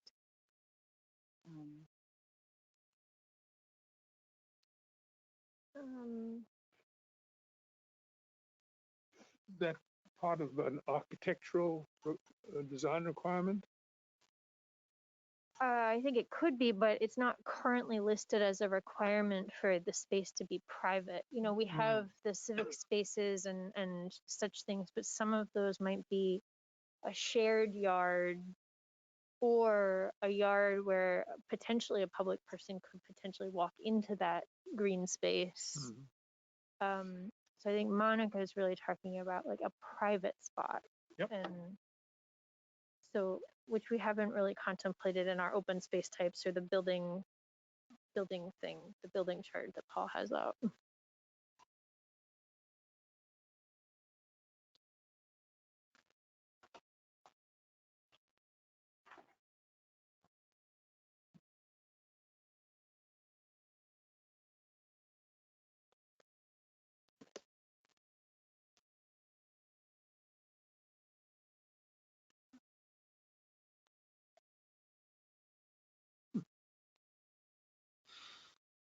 So I'm just looking at some of the handouts that Sharon and Mark had given back in the spring about the characteristics of some of these things. And I'm looking at up on your screens here, townhomes and cottages as two examples. The regulations tilt towards, for example, in the bottom right, separating out the garage in a townhome from the unit itself, which does create a little bit of a yard. I will say that that's not something that the development community is super excited about, because it means that you're building a separate structure, and also what we're hearing is that they don't think that the public wants it, which is another question. I'm looking here in their example of that sample neighborhood that they did, and most of the building types do have their own private areas. It's really sort of the 3-4plex that has something, but it's maybe not for each individual. And I'm Right. just trying to think of the purpose of the 3-4plex is that it must look like a single family home. That's one of the defining characteristics. It's not just, make a big plex. It's supposed to fit into a neighborhood. Does each, in a 3 or 4-plex, do they each have their own private entrance though? I'm wondering if it could be, a stoop with a with a screen between their door and the other person's door, where, you know, they can Right. 'Cause put a little chair out.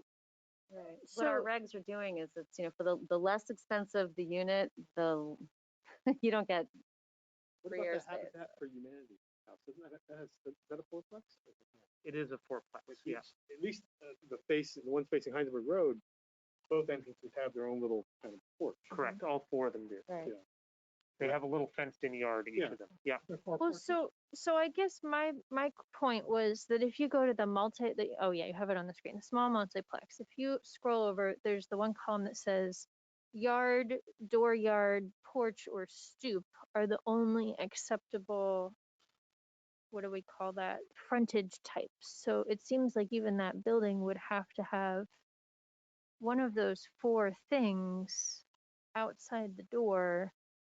But the door could be a shared door, so you could have the 3 or 4 units that would all go out that door and have then that yard or porch or stoop. So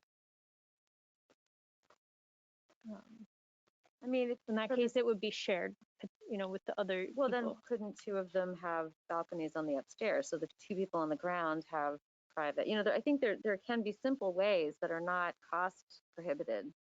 If they're simply told they have to, they will come up with options, or we will hear about it being an issue. It may not be an issue. It's just forethought. And if it is an issue, they'll let us know. But if it's not an issue, then we've just ensured that every new housing unit will give a resident, no matter their, the expense of their home, private Vermont air. Don't we have something like this in the T5 where the, it either had to be on the roof or I guess it wasn't private, but it was non-public right. shared. Okay, yeah.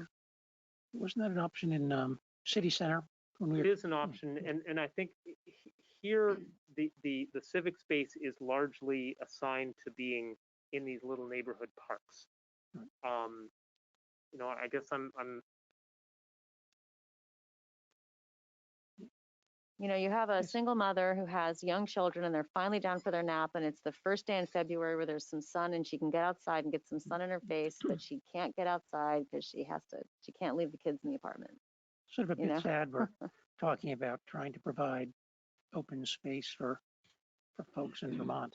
I mean, I think it's an urban kind of question, but we're, right. Well, and don't forget, you have said of the developable area, 15% must be set aside as civic space. So the common areas, you've been very aggressive with that. I think Monica's talking about private. Right. And Need a developer to tell us how much to raise the cost.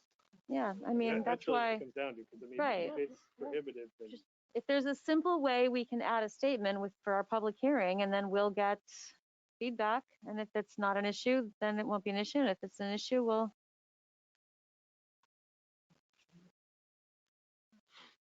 So we have this column that Jessica referred to. What statement are you looking to? I'm I not mean, we talked about finding stoops. Are you suggesting maybe just adding the word private, or? I mean, conceptually, I think it's a good idea. I just,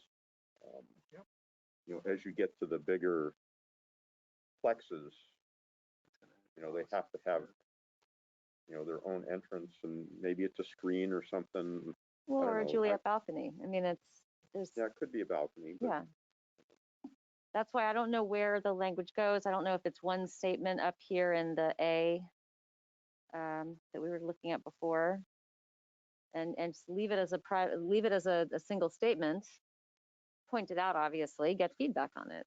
Well, And- but that's my question. What statement are you looking to provide? X number of square foot minimum private outdoor space. Whatever the, so the definition of a small multiplex, which is really the one that we're dealing with here, describes it as being a single detached multi-unit residential building that includes 3 or 4 dwelling on a single lot with shared front, side, and rear yards and shared parking.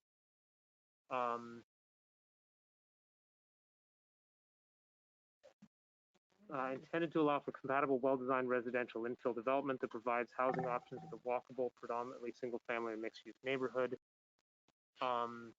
One entrance per building. Secondary entrances can be, one main entrance per building, secondary entrances are allowed to the side and rear. Can I ask for clarification? This is private space. It's got to be part of the home, not somewhere out in the stick. Right. Some, that's right. That someone should be able to open a door, whether it's like a bedroom. balcony or deck or a. Yes, could Part be of- part could of be the building. it could be right outside Or of the it could be a building. lawn. It doesn't have to lawn. be, Could be what? it could be a lawn. But private lawn. It wouldn't have to be like a physical part of the actual building itself. She's Right, just like the saying, as people long on as the you first could- floor have a sliding door to a little patio, and right above it is the next person's outside, a stack of decks. I mean, Sunroom. Mhm.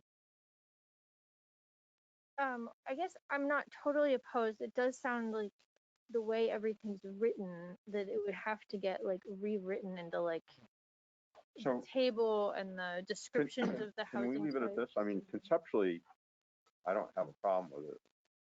Could Paul, maybe you ask Sharon if she might have some suggested language to meet the objective? Yeah, I think, Because we're all kind of right. stabbing it and we, I you know, think we if know you- kind of what we want, but we don't know how to say it. I think if you wanted to probably live within the building types as something to clarify there, I can certainly ask her. I think that the only major hesitancy that I would have is if you're talking about something that leads to lawn space, the sizes of the lots were pretty closely calibrated to sort of create separation between buildings. And if you're saying now we also want extra things, then it's sort of the math all starts to change. Well, maybe, Um, but you know, to Monica's point, you know, if it's a unit with a sliding door and a 3x5 patio, then it really doesn't change Yep. the Or footprint. So maybe it's a different building type or something like that. yep. Or it's But it's the going to front be a porch. requirement. Right. And on the Well, ground that's, yeah, it's floor, gonna be a on requirement. every floor, you'd be able to have 2 chairs outside, essentially, The however. bike, yeah. Okay, well, it sounds And for the like Market Street maybe, example, you know, those all have a little, I mean, I question whether they're private since people are driving down Market Street, but they all have a little Yeah. place where they can put Yeah. a chair and sit and drink Yeah. coffee. Yeah. So I guess, Right. Well, and I guess one thing I want clarification is, does that count as what you're talking Oh, about? yeah. Because I think otherwise Absolutely. you're really talking about something very different than a front porch. right, Oh. right. Oh, Well, no, and no, no. that's the No, question is, you know, maybe the word private is, because private to me means, you know, like you said, you're out in your pajamas and stuff. You're not going to do that on Market Street. No, Well, no, I'm not going to. personal, Yes, you are. It's- so what you're, One so personal space. essentially, just You've seen it. enough to have 2 chairs outside in the fresh air. Yes. That's all we're talking about. yes. So maybe instead of private, maybe personal space or something like that. And maybe there's Dedicated something. to, each unit has dedicated, I don't know, yeah, Yeah, so maybe just have, I mean, I think the objective is Okay. some sort of little personal space where somebody can, Let me check with her. I think that it probably can be accomplished within a TND. As you get to larger scale things, it gets trickier.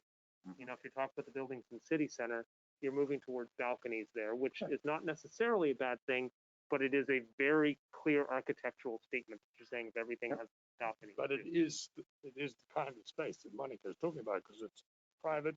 You can do what you like there. If you want to be in your pajamas, fine. but you I'm can have, hearing it you have doesn't your little necessarily need to be private, it's just grow your, personal. you can grow your marijuana up there. You can have Okay, other kinds it's of to be plants. your own space. So just personal to be It's clear, outside space.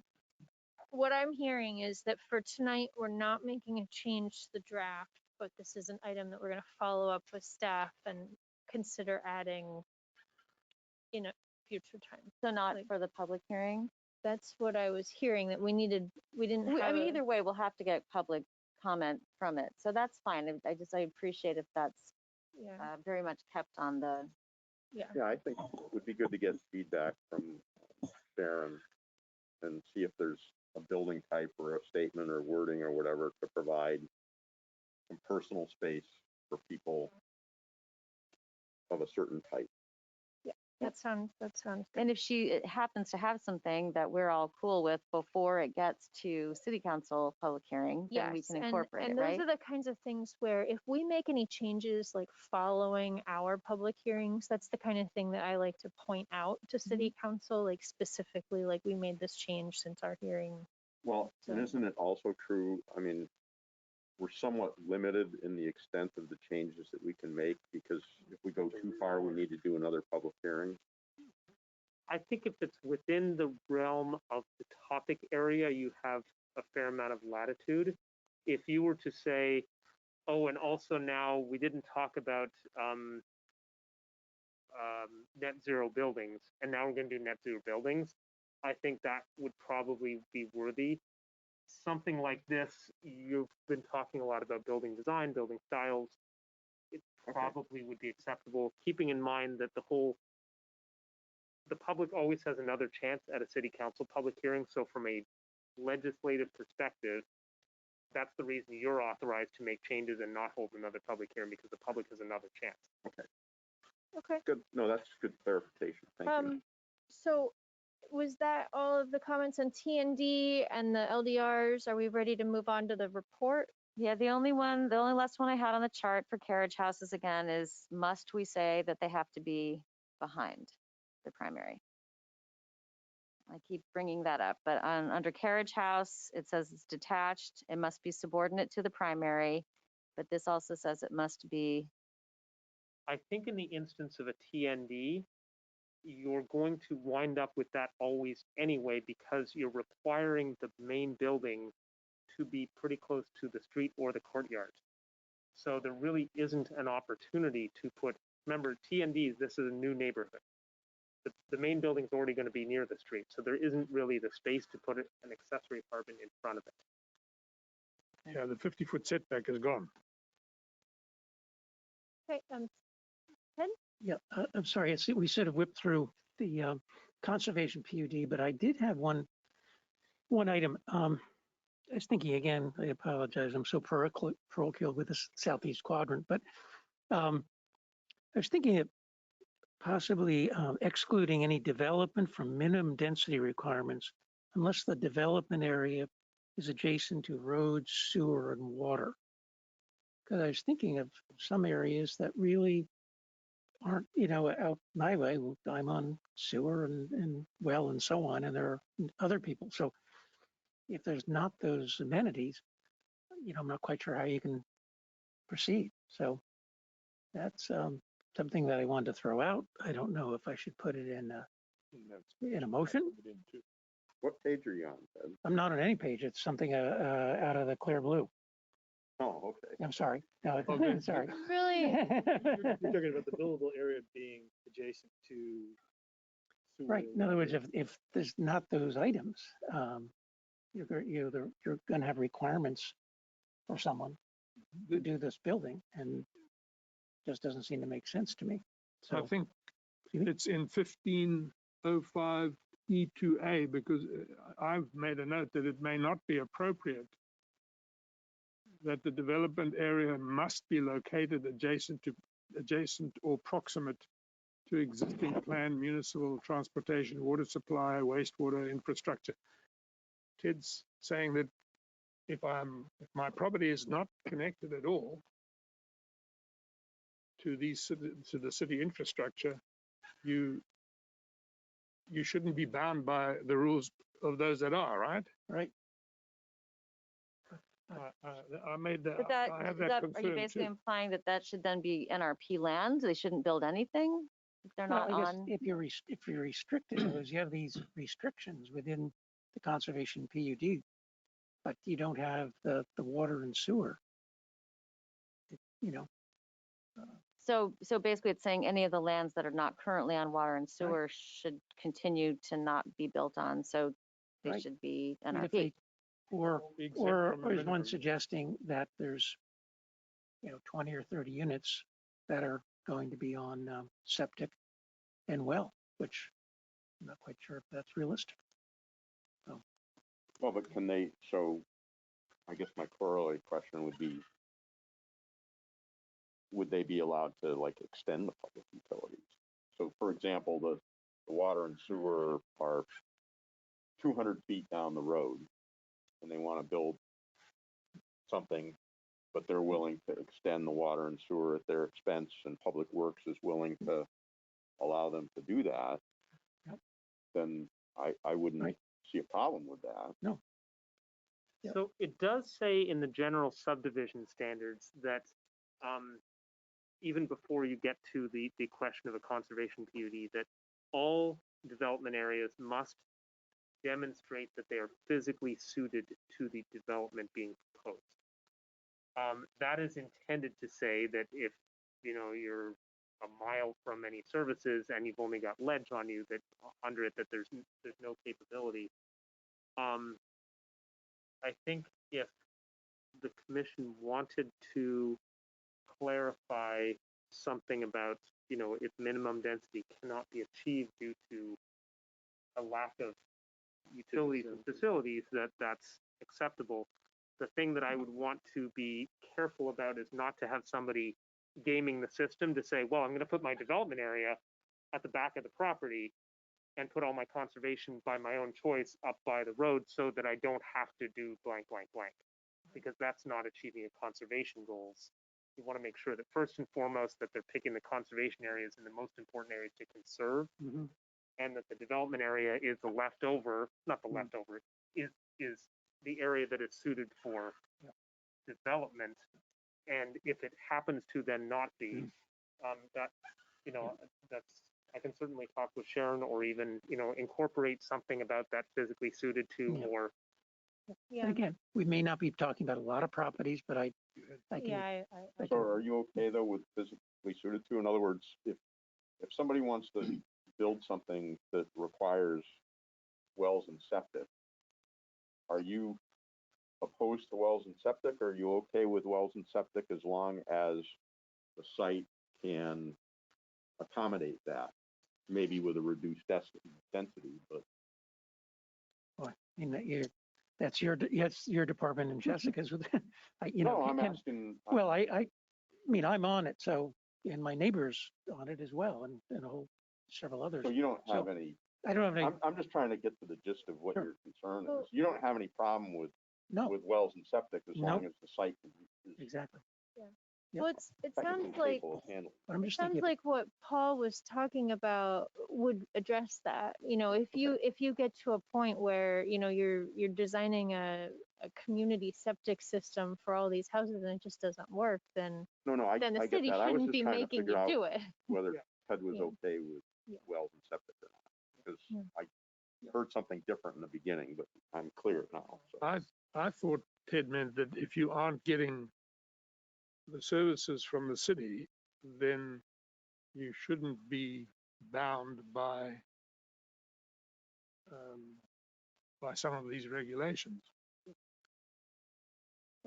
if you're in the Like- vicinity of city services, you are required by the city's sewer ordinance to connect to the city services. And the vicinity is what? I mean, I don't remember the entire ordinance It's- off the top of my It's head. defined though. It's Oh, okay. defined by ordinance of X feet. But so if the commission would like to, what I would propose to do is under the minimum density, under the conservation PUD on page 6 of 15, I would include some provision that indicated that, where the land is not capable or services, are not available to allow for this level of density, that be exempted or something like that. I can't give you the exact legal wording off the top of my That'd be a head. situation where the DRB would make a decision and Right, so somebody would come to the DRB and say, here's my scenario, I don't have water, I don't have sewer, I've looked, I've talked to the state, I have these minimum separations, I'd like to do 2 units an acre instead, and the DRB would have the authority to adjust that. Similar to in, say, the infill version of the PUD, of the TND, the DRB has certain authority to say, under certain circumstances, this can be adjusted. So They this would have to be, demonstrate, so they would need, Yep. state regulations that have a certain perimeter around a well or a hydrogeologic study or something that says it can only supply so much. So they would need to have backup. They couldn't just come in and say, that's what I feel like. They would need to have right, and that's how we regulatory or do engineering. everything in the city is, we Yep. don't, we So- we require demonstration of whatever anybody's Add saying. language. He's gonna add it. The So- language will be added under Minimum, page 6 of minimum base residential density, yes, that area. I believe that is the place that would make sense to do that. Sounds good. Do we need to vote or you can just add that? I am getting nods. Is anybody seeing- objecting to that? We'll add that. Noah Hyman, I saw you pop up. Did you have a comment?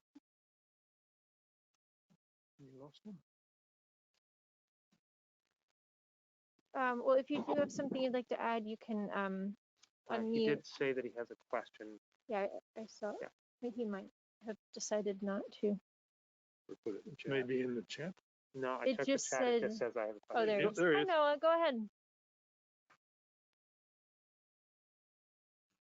You're muted. Actually, it doesn't look like you're muted, but we can't hear you. You've got no audio. Now you are muted. Can I ask Sarah Doff, if you're still there, can you just pop on to Oh, there we verify that your sound works?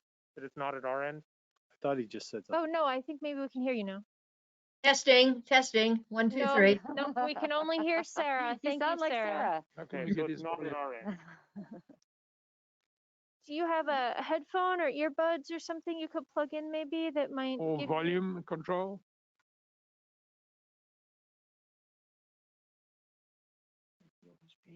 And when you're ready, you can come back on and let us know. Noah, if you would like, I can also give you the phone number to dial into if it turns out that that's, I'm just gonna copy that too. The If end of you- the chat. Noah, if you look under, there's a little thing that looks like a little gear, or a little sprocket in the top right-hand corner. If you click on that, it'll give you the phone number and the access pin, so you can dial right into there.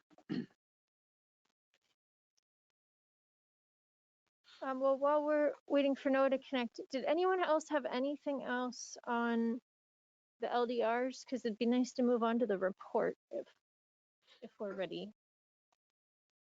Once we hear from Noah or anyone else in the audience with anything before we move on to the report. So on the report, I assume everybody's had a chance to read through it. So, can I, Well, I know Michael had one, you had emailed one thing, one of the directions was wrong. It said east when it should have said west, or west when it should have said east. We do want to get that fixed. Yeah. well, what I was going to suggest is to make a motion to accept it. And then when we have the conversation, if there's specific changes, we can make those, and then we can, Yeah, because I mean, if there's not a lot. I've read it and I have some comments. Is and this better? questions. Can you hear me? We can now, go ahead. Okay.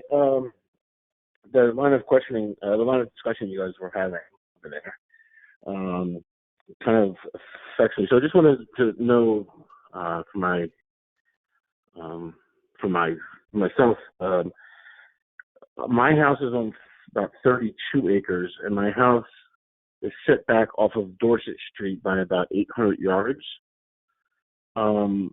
Now I have two small children, and if I wanted to build a home for each of my children, if they choose to settle in Vermont, I would then have to run sewer the whole way to be able to build a home for them, or would septic and wells be okay?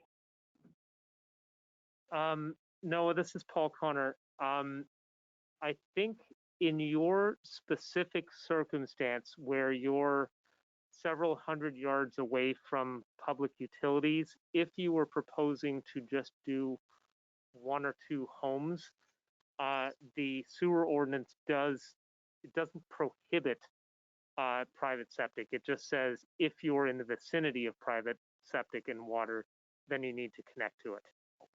I'm sorry, Okay, public. great. Um, And but if you and do then- want to follow up with that specifically, I'd be happy to put you in touch with our Public Works Department and we can go through the exact details of that. Yeah, great. Thank you. I'll email you after this. The second question, if I did decide to do that in 15 years or 20 years when my children are older, would I have to have would I be exempt from a minimum density? Meaning, I don't want to have a neighborhood on my property. But I would love to see my grandchildren on my property. Right. So again, in your specific case, Noah, I believe you're in a property that the Planning Commission has proposed would be in the NRP in its entirety. In a property like that, if you have 15 acres, then that property can have up to 3 homes on it. And that is not subject to being a PUD or having a minimum density. It's 3 homes total with a conservation plan for how you're showing how you're being a steward to the rest of the land. Okay, great. Thank you. That's perfect.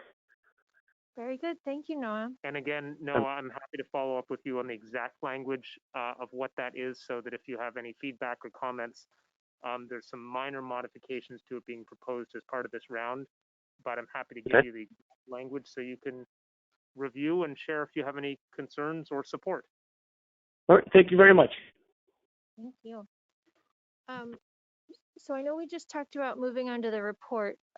Do we need a motion to accept the LDR draft, or do we do that at Do it as this? a single motion or We two can do separate it. Okay, motions. so it sounds like we can do that at the same time as the report. So do we want to just kind of run through the report or see if people have comments and then maybe do a motion for both at the same time so it's together?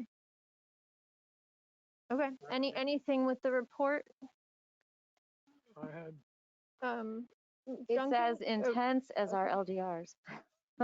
It has what, Veronica? It's as intense as our LDRs. Yes, so it was quite the kudos report. I for wrote rewriting it our fairly LDRs right here. thoroughly because I wanted to make sure that, there's a lot in here, and to the extent that the public can try to make it accessible, it's a lot longer than we normally write it, but I was trying to be err Special on the side of time. inclusion. Yes. Actually, my question Duncan? had to do with the accessory dwelling or accessory unit. Can we, like we did with the other stuff, go through it in order? So maybe just start Oh, on page well, I 1 and guess I scroll was through and hoping get we comments. wouldn't have that many comments. I don't have a lot, but maybe I don't. I only had that one question. but Okay, well, somebody let's else do had something Duncan's before that. one and then see where we're at, maybe.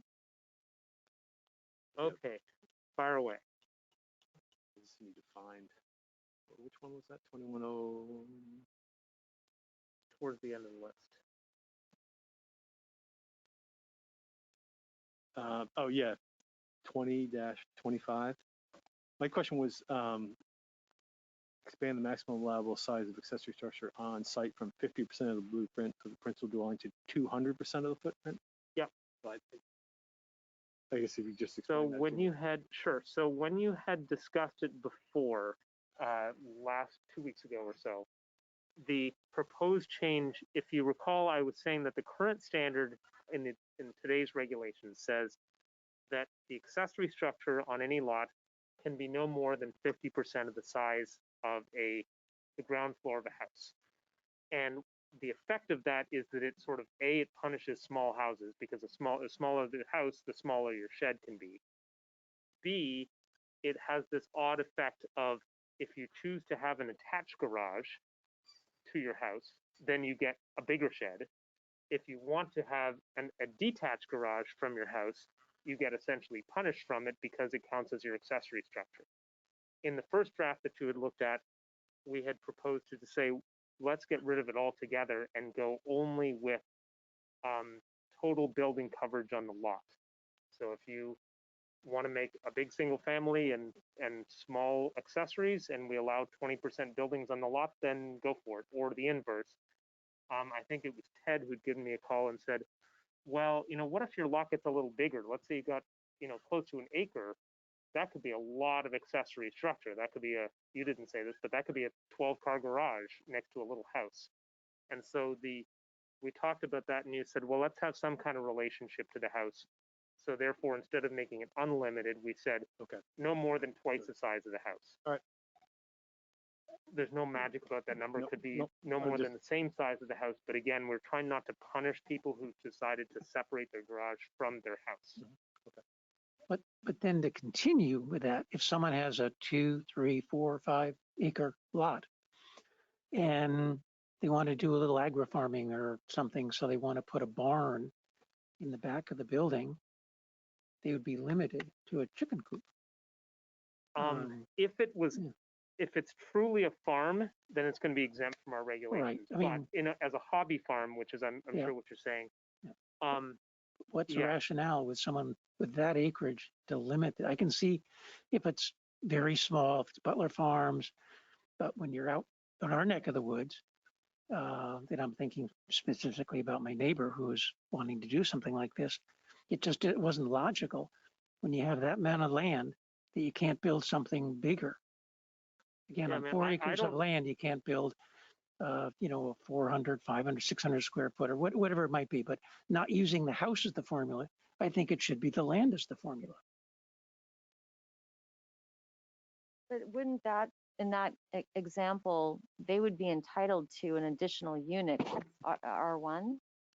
Right, but we're not talking about housing here. I Just think ex- Ed is just talking accessory. not No, I accessory know, but dwelling they units, accessory structure. Yeah. I know, but they could, in that example, they could technically use as a unit separate from an accessory dwelling, right?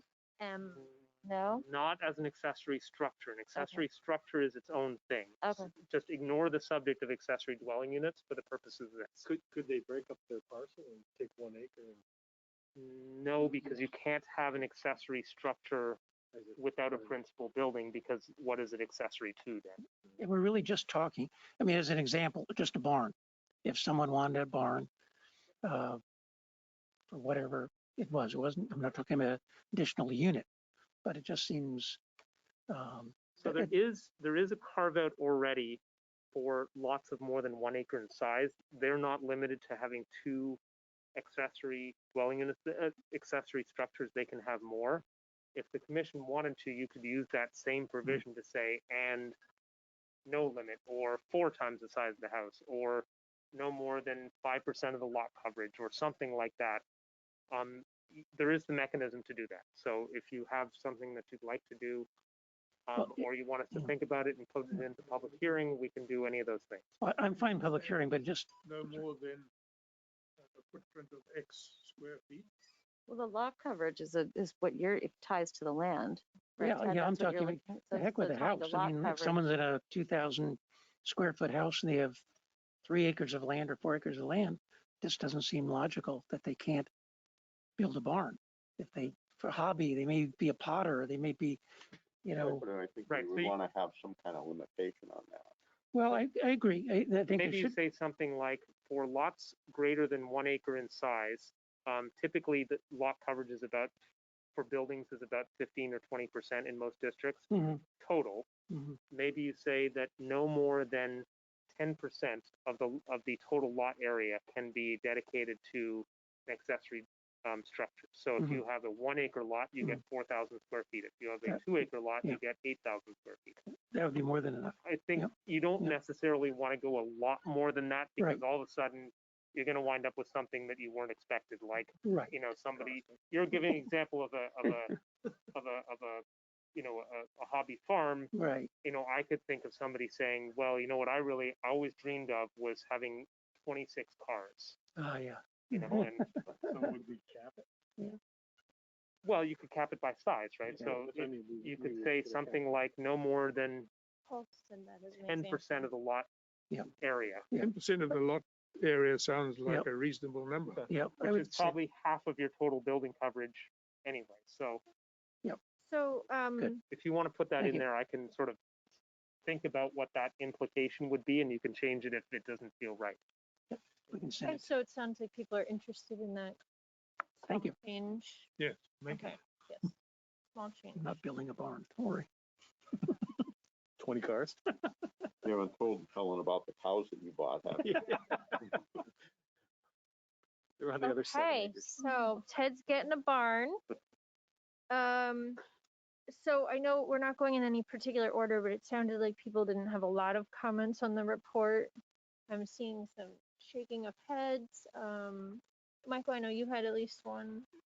Well, I had one that I'm very uncomfortable with, and that is on 25, LDR 21-05, which was the rezoning of the land east of Heinsberg Road.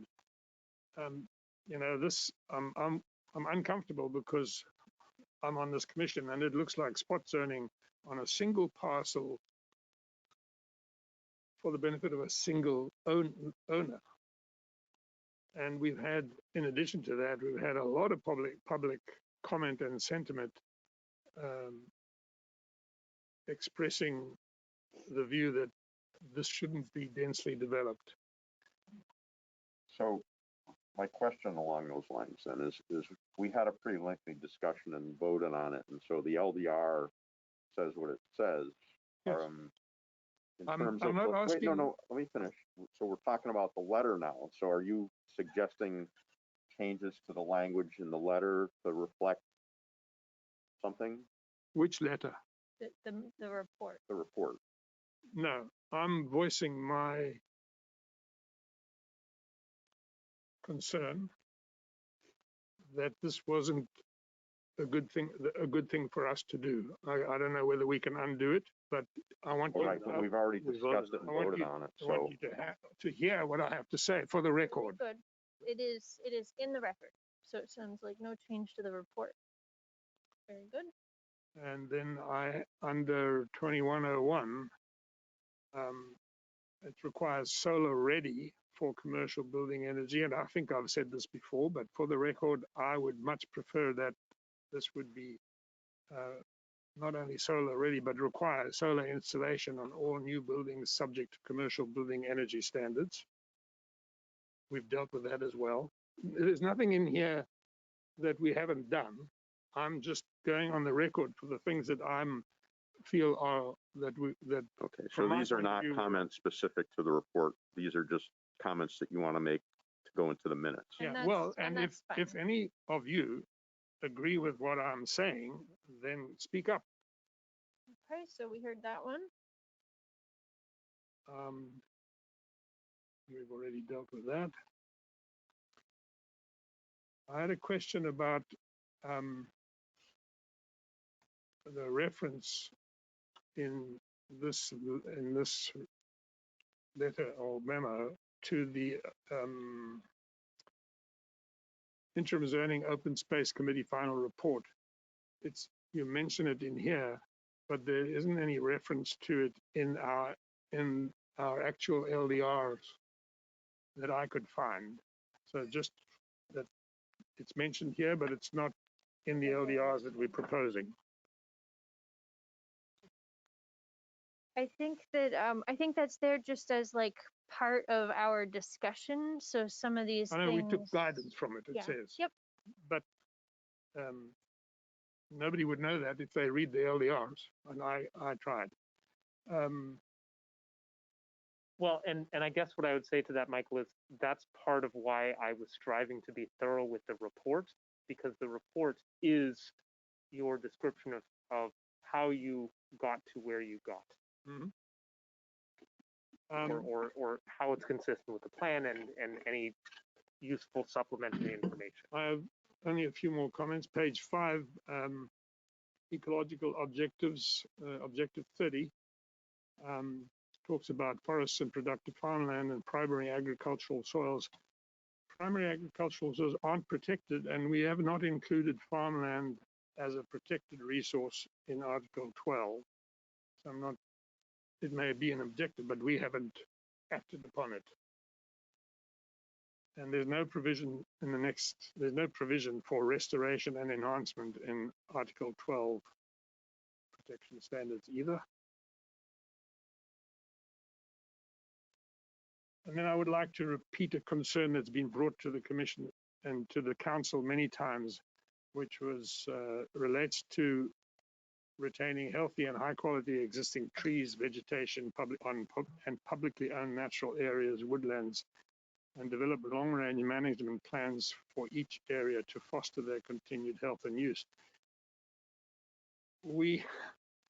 I don't know if the city could have done anything about it, but the O'Brien development between Kennedy Drive and Old Farm Road involved the clear cutting of an entire forest of mature trees, large scale environmental damage, and a reduction of our tree canopy. I just want to voice my support for the public that came forward to us and to the council so many times to raise this. And I wonder if there's, in the future, in our next round, after this is finished, if there's something we can do, because there's no enforcement mechanism to prevent, or there wasn't, unless they did it illegally, to prevent that kind of devastation and destruction of a mature forest. It was really a terrible thing. I think that that's, We have habitat blocks. I think that's We the should feel point very of, proud of that, our habitat blocks. I mean, that, they do have enforcement in those, they will. If it's a habitat block that we pass here What tonight, about if it's then- not a habitat block? If it's somewhere, Well, maybe if we miss, I own 100 acres and 50 acres are mature woods and I cut them down. well, I guess, Who's gonna I come guess and to that break my point, legs? no, to that point, I think we tried to catch all those, all the mature stands of woods greater than 20 acres. So I think to the point you just made, I think we did map those and someone couldn't come cut them all down now. That couldn't be done again. I believe that that's the case, and that was the impetus for the habitat blocks. So. yeah, Arrowwood, when they first did their report, actually highlighted that exact farm property as a habitat block and then drove by and realized it was all gone. So Yeah. that's an example. So I think that's a win. I have a comment. I will just note for anybody in the public that if it isn't following accepted silvicultural practices in Vermont, it is exempt from local regulation. So if somebody is using it as forest management, That's different. that's allowed. So So- just to be clear, somebody could choose to manage their forest as an active forest, and that could involve cutting of trees that is outside of our regulatory authority. So before we get off of management plans, a corollary to what Michael said, and that's, we've required in conservation PUDs, and the city has bought land, but we need to make sure, and we've talked about this, that there's a management plan in place for those conserved lands. Because, feedback we've gotten from various naturalists and stuff is that, if you let it grow wild, the invasives take over and the birds can't land. And so, there needs to be, everything that gets conserved needs to have, in my opinion anyway, an active, well thought out management plan to make sure that it's properly managed and it just doesn't go to pot. Okay, it sounded like, Monica, you had something? I don't know if this fits in this document, but there are some very important next steps that we've identified that are critical to making these things a success. And I wonder if there isn't a way to close the memo out with a summary of those, just very brief, just so at least when people are going through, they can recognize that we have identified necessary next steps to close loops on this. I think if the commission would like to issue a statement on that, then I would fully support and endorse your doing that. The report is a regulatory piece Okay. that is specifically required of the amendments that you're doing. And I think that from a legal perspective, I'm not an attorney, but if you were to say it is contingent upon this future action, that is opening yourselves up unnecessarily to somebody saying, well, you didn't do it in the 3 months that you said you were going to do it, No. therefore everything's invalid. Yeah, no, not that. It's more I just, guess to that point, Monica, Paul and I preliminarily talked about having a discussion of our next projects on our next agenda, if that does work, so that we would be able to kind of think ourselves as well as be able to kind of relay that information to the city council and the public, like what our next things are. Yeah, Because we've all kind of mentioned some things, and Michael mentioned height, and we mentioned TDRs, but we haven't really like made the schedule and agreed to that. So My hope would be that for your next meeting, assuming that you are not overloaded with sort of review of things following hearing, is that I would give you your collection of what I've heard from you as to give you a work plan for the next 8 to 10 months through the fiscal year, and then you can reevaluate in the spring for the. and I bet that would be a helpful document to share with the public and with the city council when it comes time. I think So- the plan is, unless we get so much back from the attorneys or comments from all of us, then that's the plan for our next meeting. So did we have any specific editorial comments? Well, I On did think the- Michael had one. Okay, so, Yeah. so can we Get to those. get to those and then, Page 8. What paragraph? 1, 2. Third paragraph where it starts with traditional neighborhood development. what In page the you on? 1, 2, 3, 4, 5th line, it says generally integrates existing SEQ standards into citywide standard. The proposed bylaw would set a threshold of 4 acres above which a PUD would be required for subdivisions or multiple principal buildings. Don't we need to add in the SEQ there? No, you set a threshold of 4 acres for a PUD in all districts that you allow PUD. It's not necessarily a conservation PUD, it's a PUD of some Right. form. Okay, scrub that. And then I'll come back to in the next paragraph, my suggestion of before, which is to add up to a maximum of 6 dwelling units per acre, but you've explained to me that it's not necessary earlier this evening. I'll Did you scrub get that. his one about the east-west Yes. issue? Okay, so Yep. Paul already got your one that you had emailed. Yeah, no, that was just a correction. That doesn't need to be discussed here. Okay. That's So- it for me. Any report changes? so I move to accept the report and the changes to the LDR and to forward those to the city council, or I mean, to public hearing, So your motion would be to warn a public hearing on that, to warn a public hearing. and I recommend October 26th as your date. Yes, to Your second meeting in to October. warn a public hearing for, so let me start over again. I'm making a motion to accept the report as prepared by the city planner and to accept the changes to the LDRs that we've talked about and to warn a public hearing on the subject changes to the LDRs for October 26th, 2021. Second. Okay, any discussion? Or public comment or anything? Okay, all in favor? 1, 2, 3, 4. Okay, five. Any opposed? Oh, 3. 3 opposed. Okay, so it passes.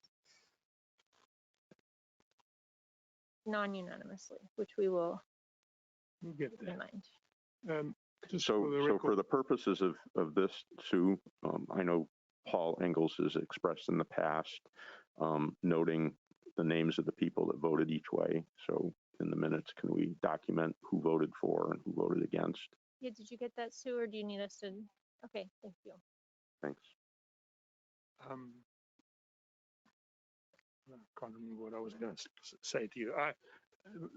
Something that guided me this evening is that this will be our only chance to vote on this package of amended LDRs, even after they come back, after we've had the public hearing and may be amended.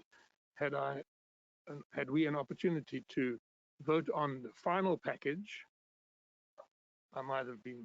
Right, so Had a let me clarify that, Yeah. Michael, just to be 100% clear procedurally. You will hold your public hearing, you will close your public hearing.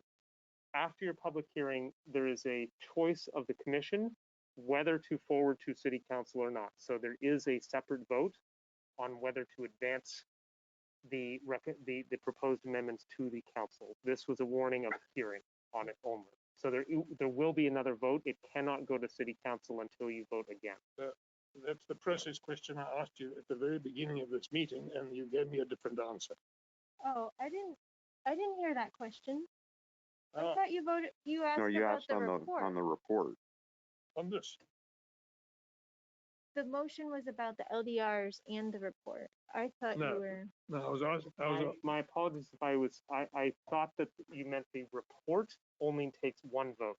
The regulations take one to hold a hearing, one to advance to council. So I apologize if I wasn't clear on that. I maybe made that worse because I did think you were just talking about the report.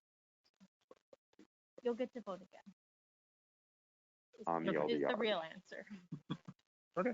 Okay, Can I just ask really quickly a scheduling thing, if the public hearing would be on the 26th, what day would we be looking to ideally move it beyond? When does it need to be to the city Right. council? So Thanksgiving.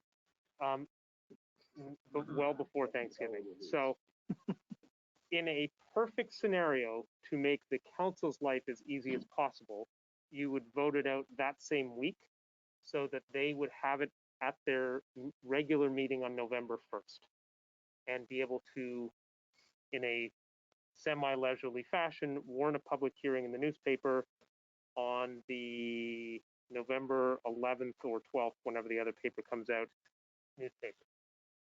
You could conceivably take a few extra days to go into the first couple of days of November. That would require the city council then to have a special meeting at either the end of that week or the very beginning of November, the week of November 8th. Either way, they must warn a public hearing in that week's edition of the other paper in order to continue the timeline of interim zoning and not have had a gap. So it's a tight time frame. We understand that. The council has a fair amount of time after that. And so, you can certainly invite them that if there are questions that the public has raised that are valid questions, they can address them at their level also. So because of that whole turnaround, it would be helpful if we also had for our next few meetings between now and the 26th, a list of the things that we want to, not just as a next step after the public hearing, but are there unresolved things that we wanted to review before the 26th so that we could, if we're going to approve anything that night, we have all that. Right. So you have a scheduled meeting on October 12th. That's your next regular meeting.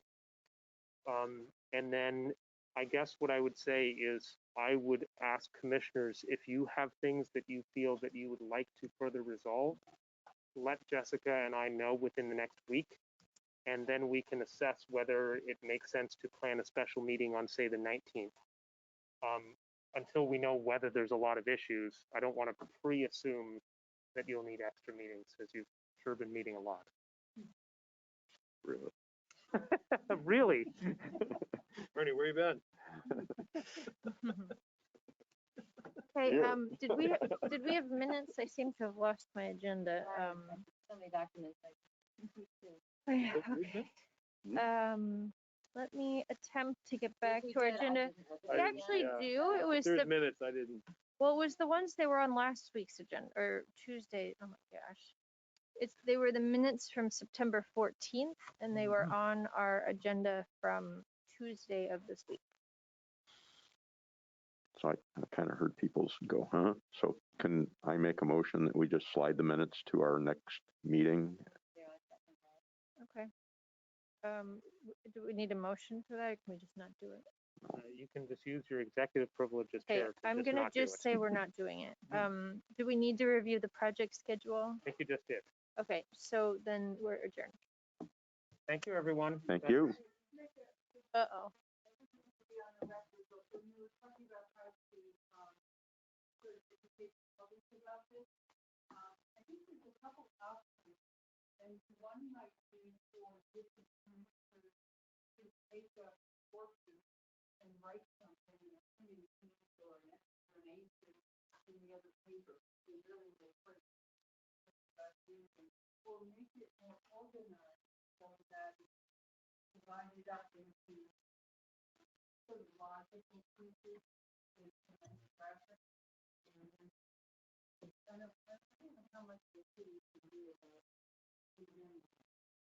So so when we did yeah, it's,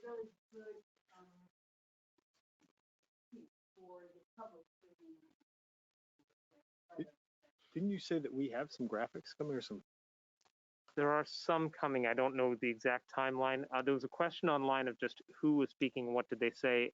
It was Helen Reilly speaking, and she was making a recommendation that the commission think about either individually breaking up the LDRs and writing a piece for the other paper, or finding ways to break it into smaller, manageable pieces that are visually interactive for folks. Does that summarize what you were saying? Okay. So along those lines, since we're on it, we had gotten feedback from people before that, or are we adjourned and can't talk? did technically adjourn us, but I Okay. don't know if how Let's that talk about it at works. the next meeting then. Let's have one next week. Huh? Let's have one next week. and talk about it. Yeah, good idea. How about tomorrow? Okay, well, we're done, so we Okay, can't you're gonna just need your go other hip skip. replacement.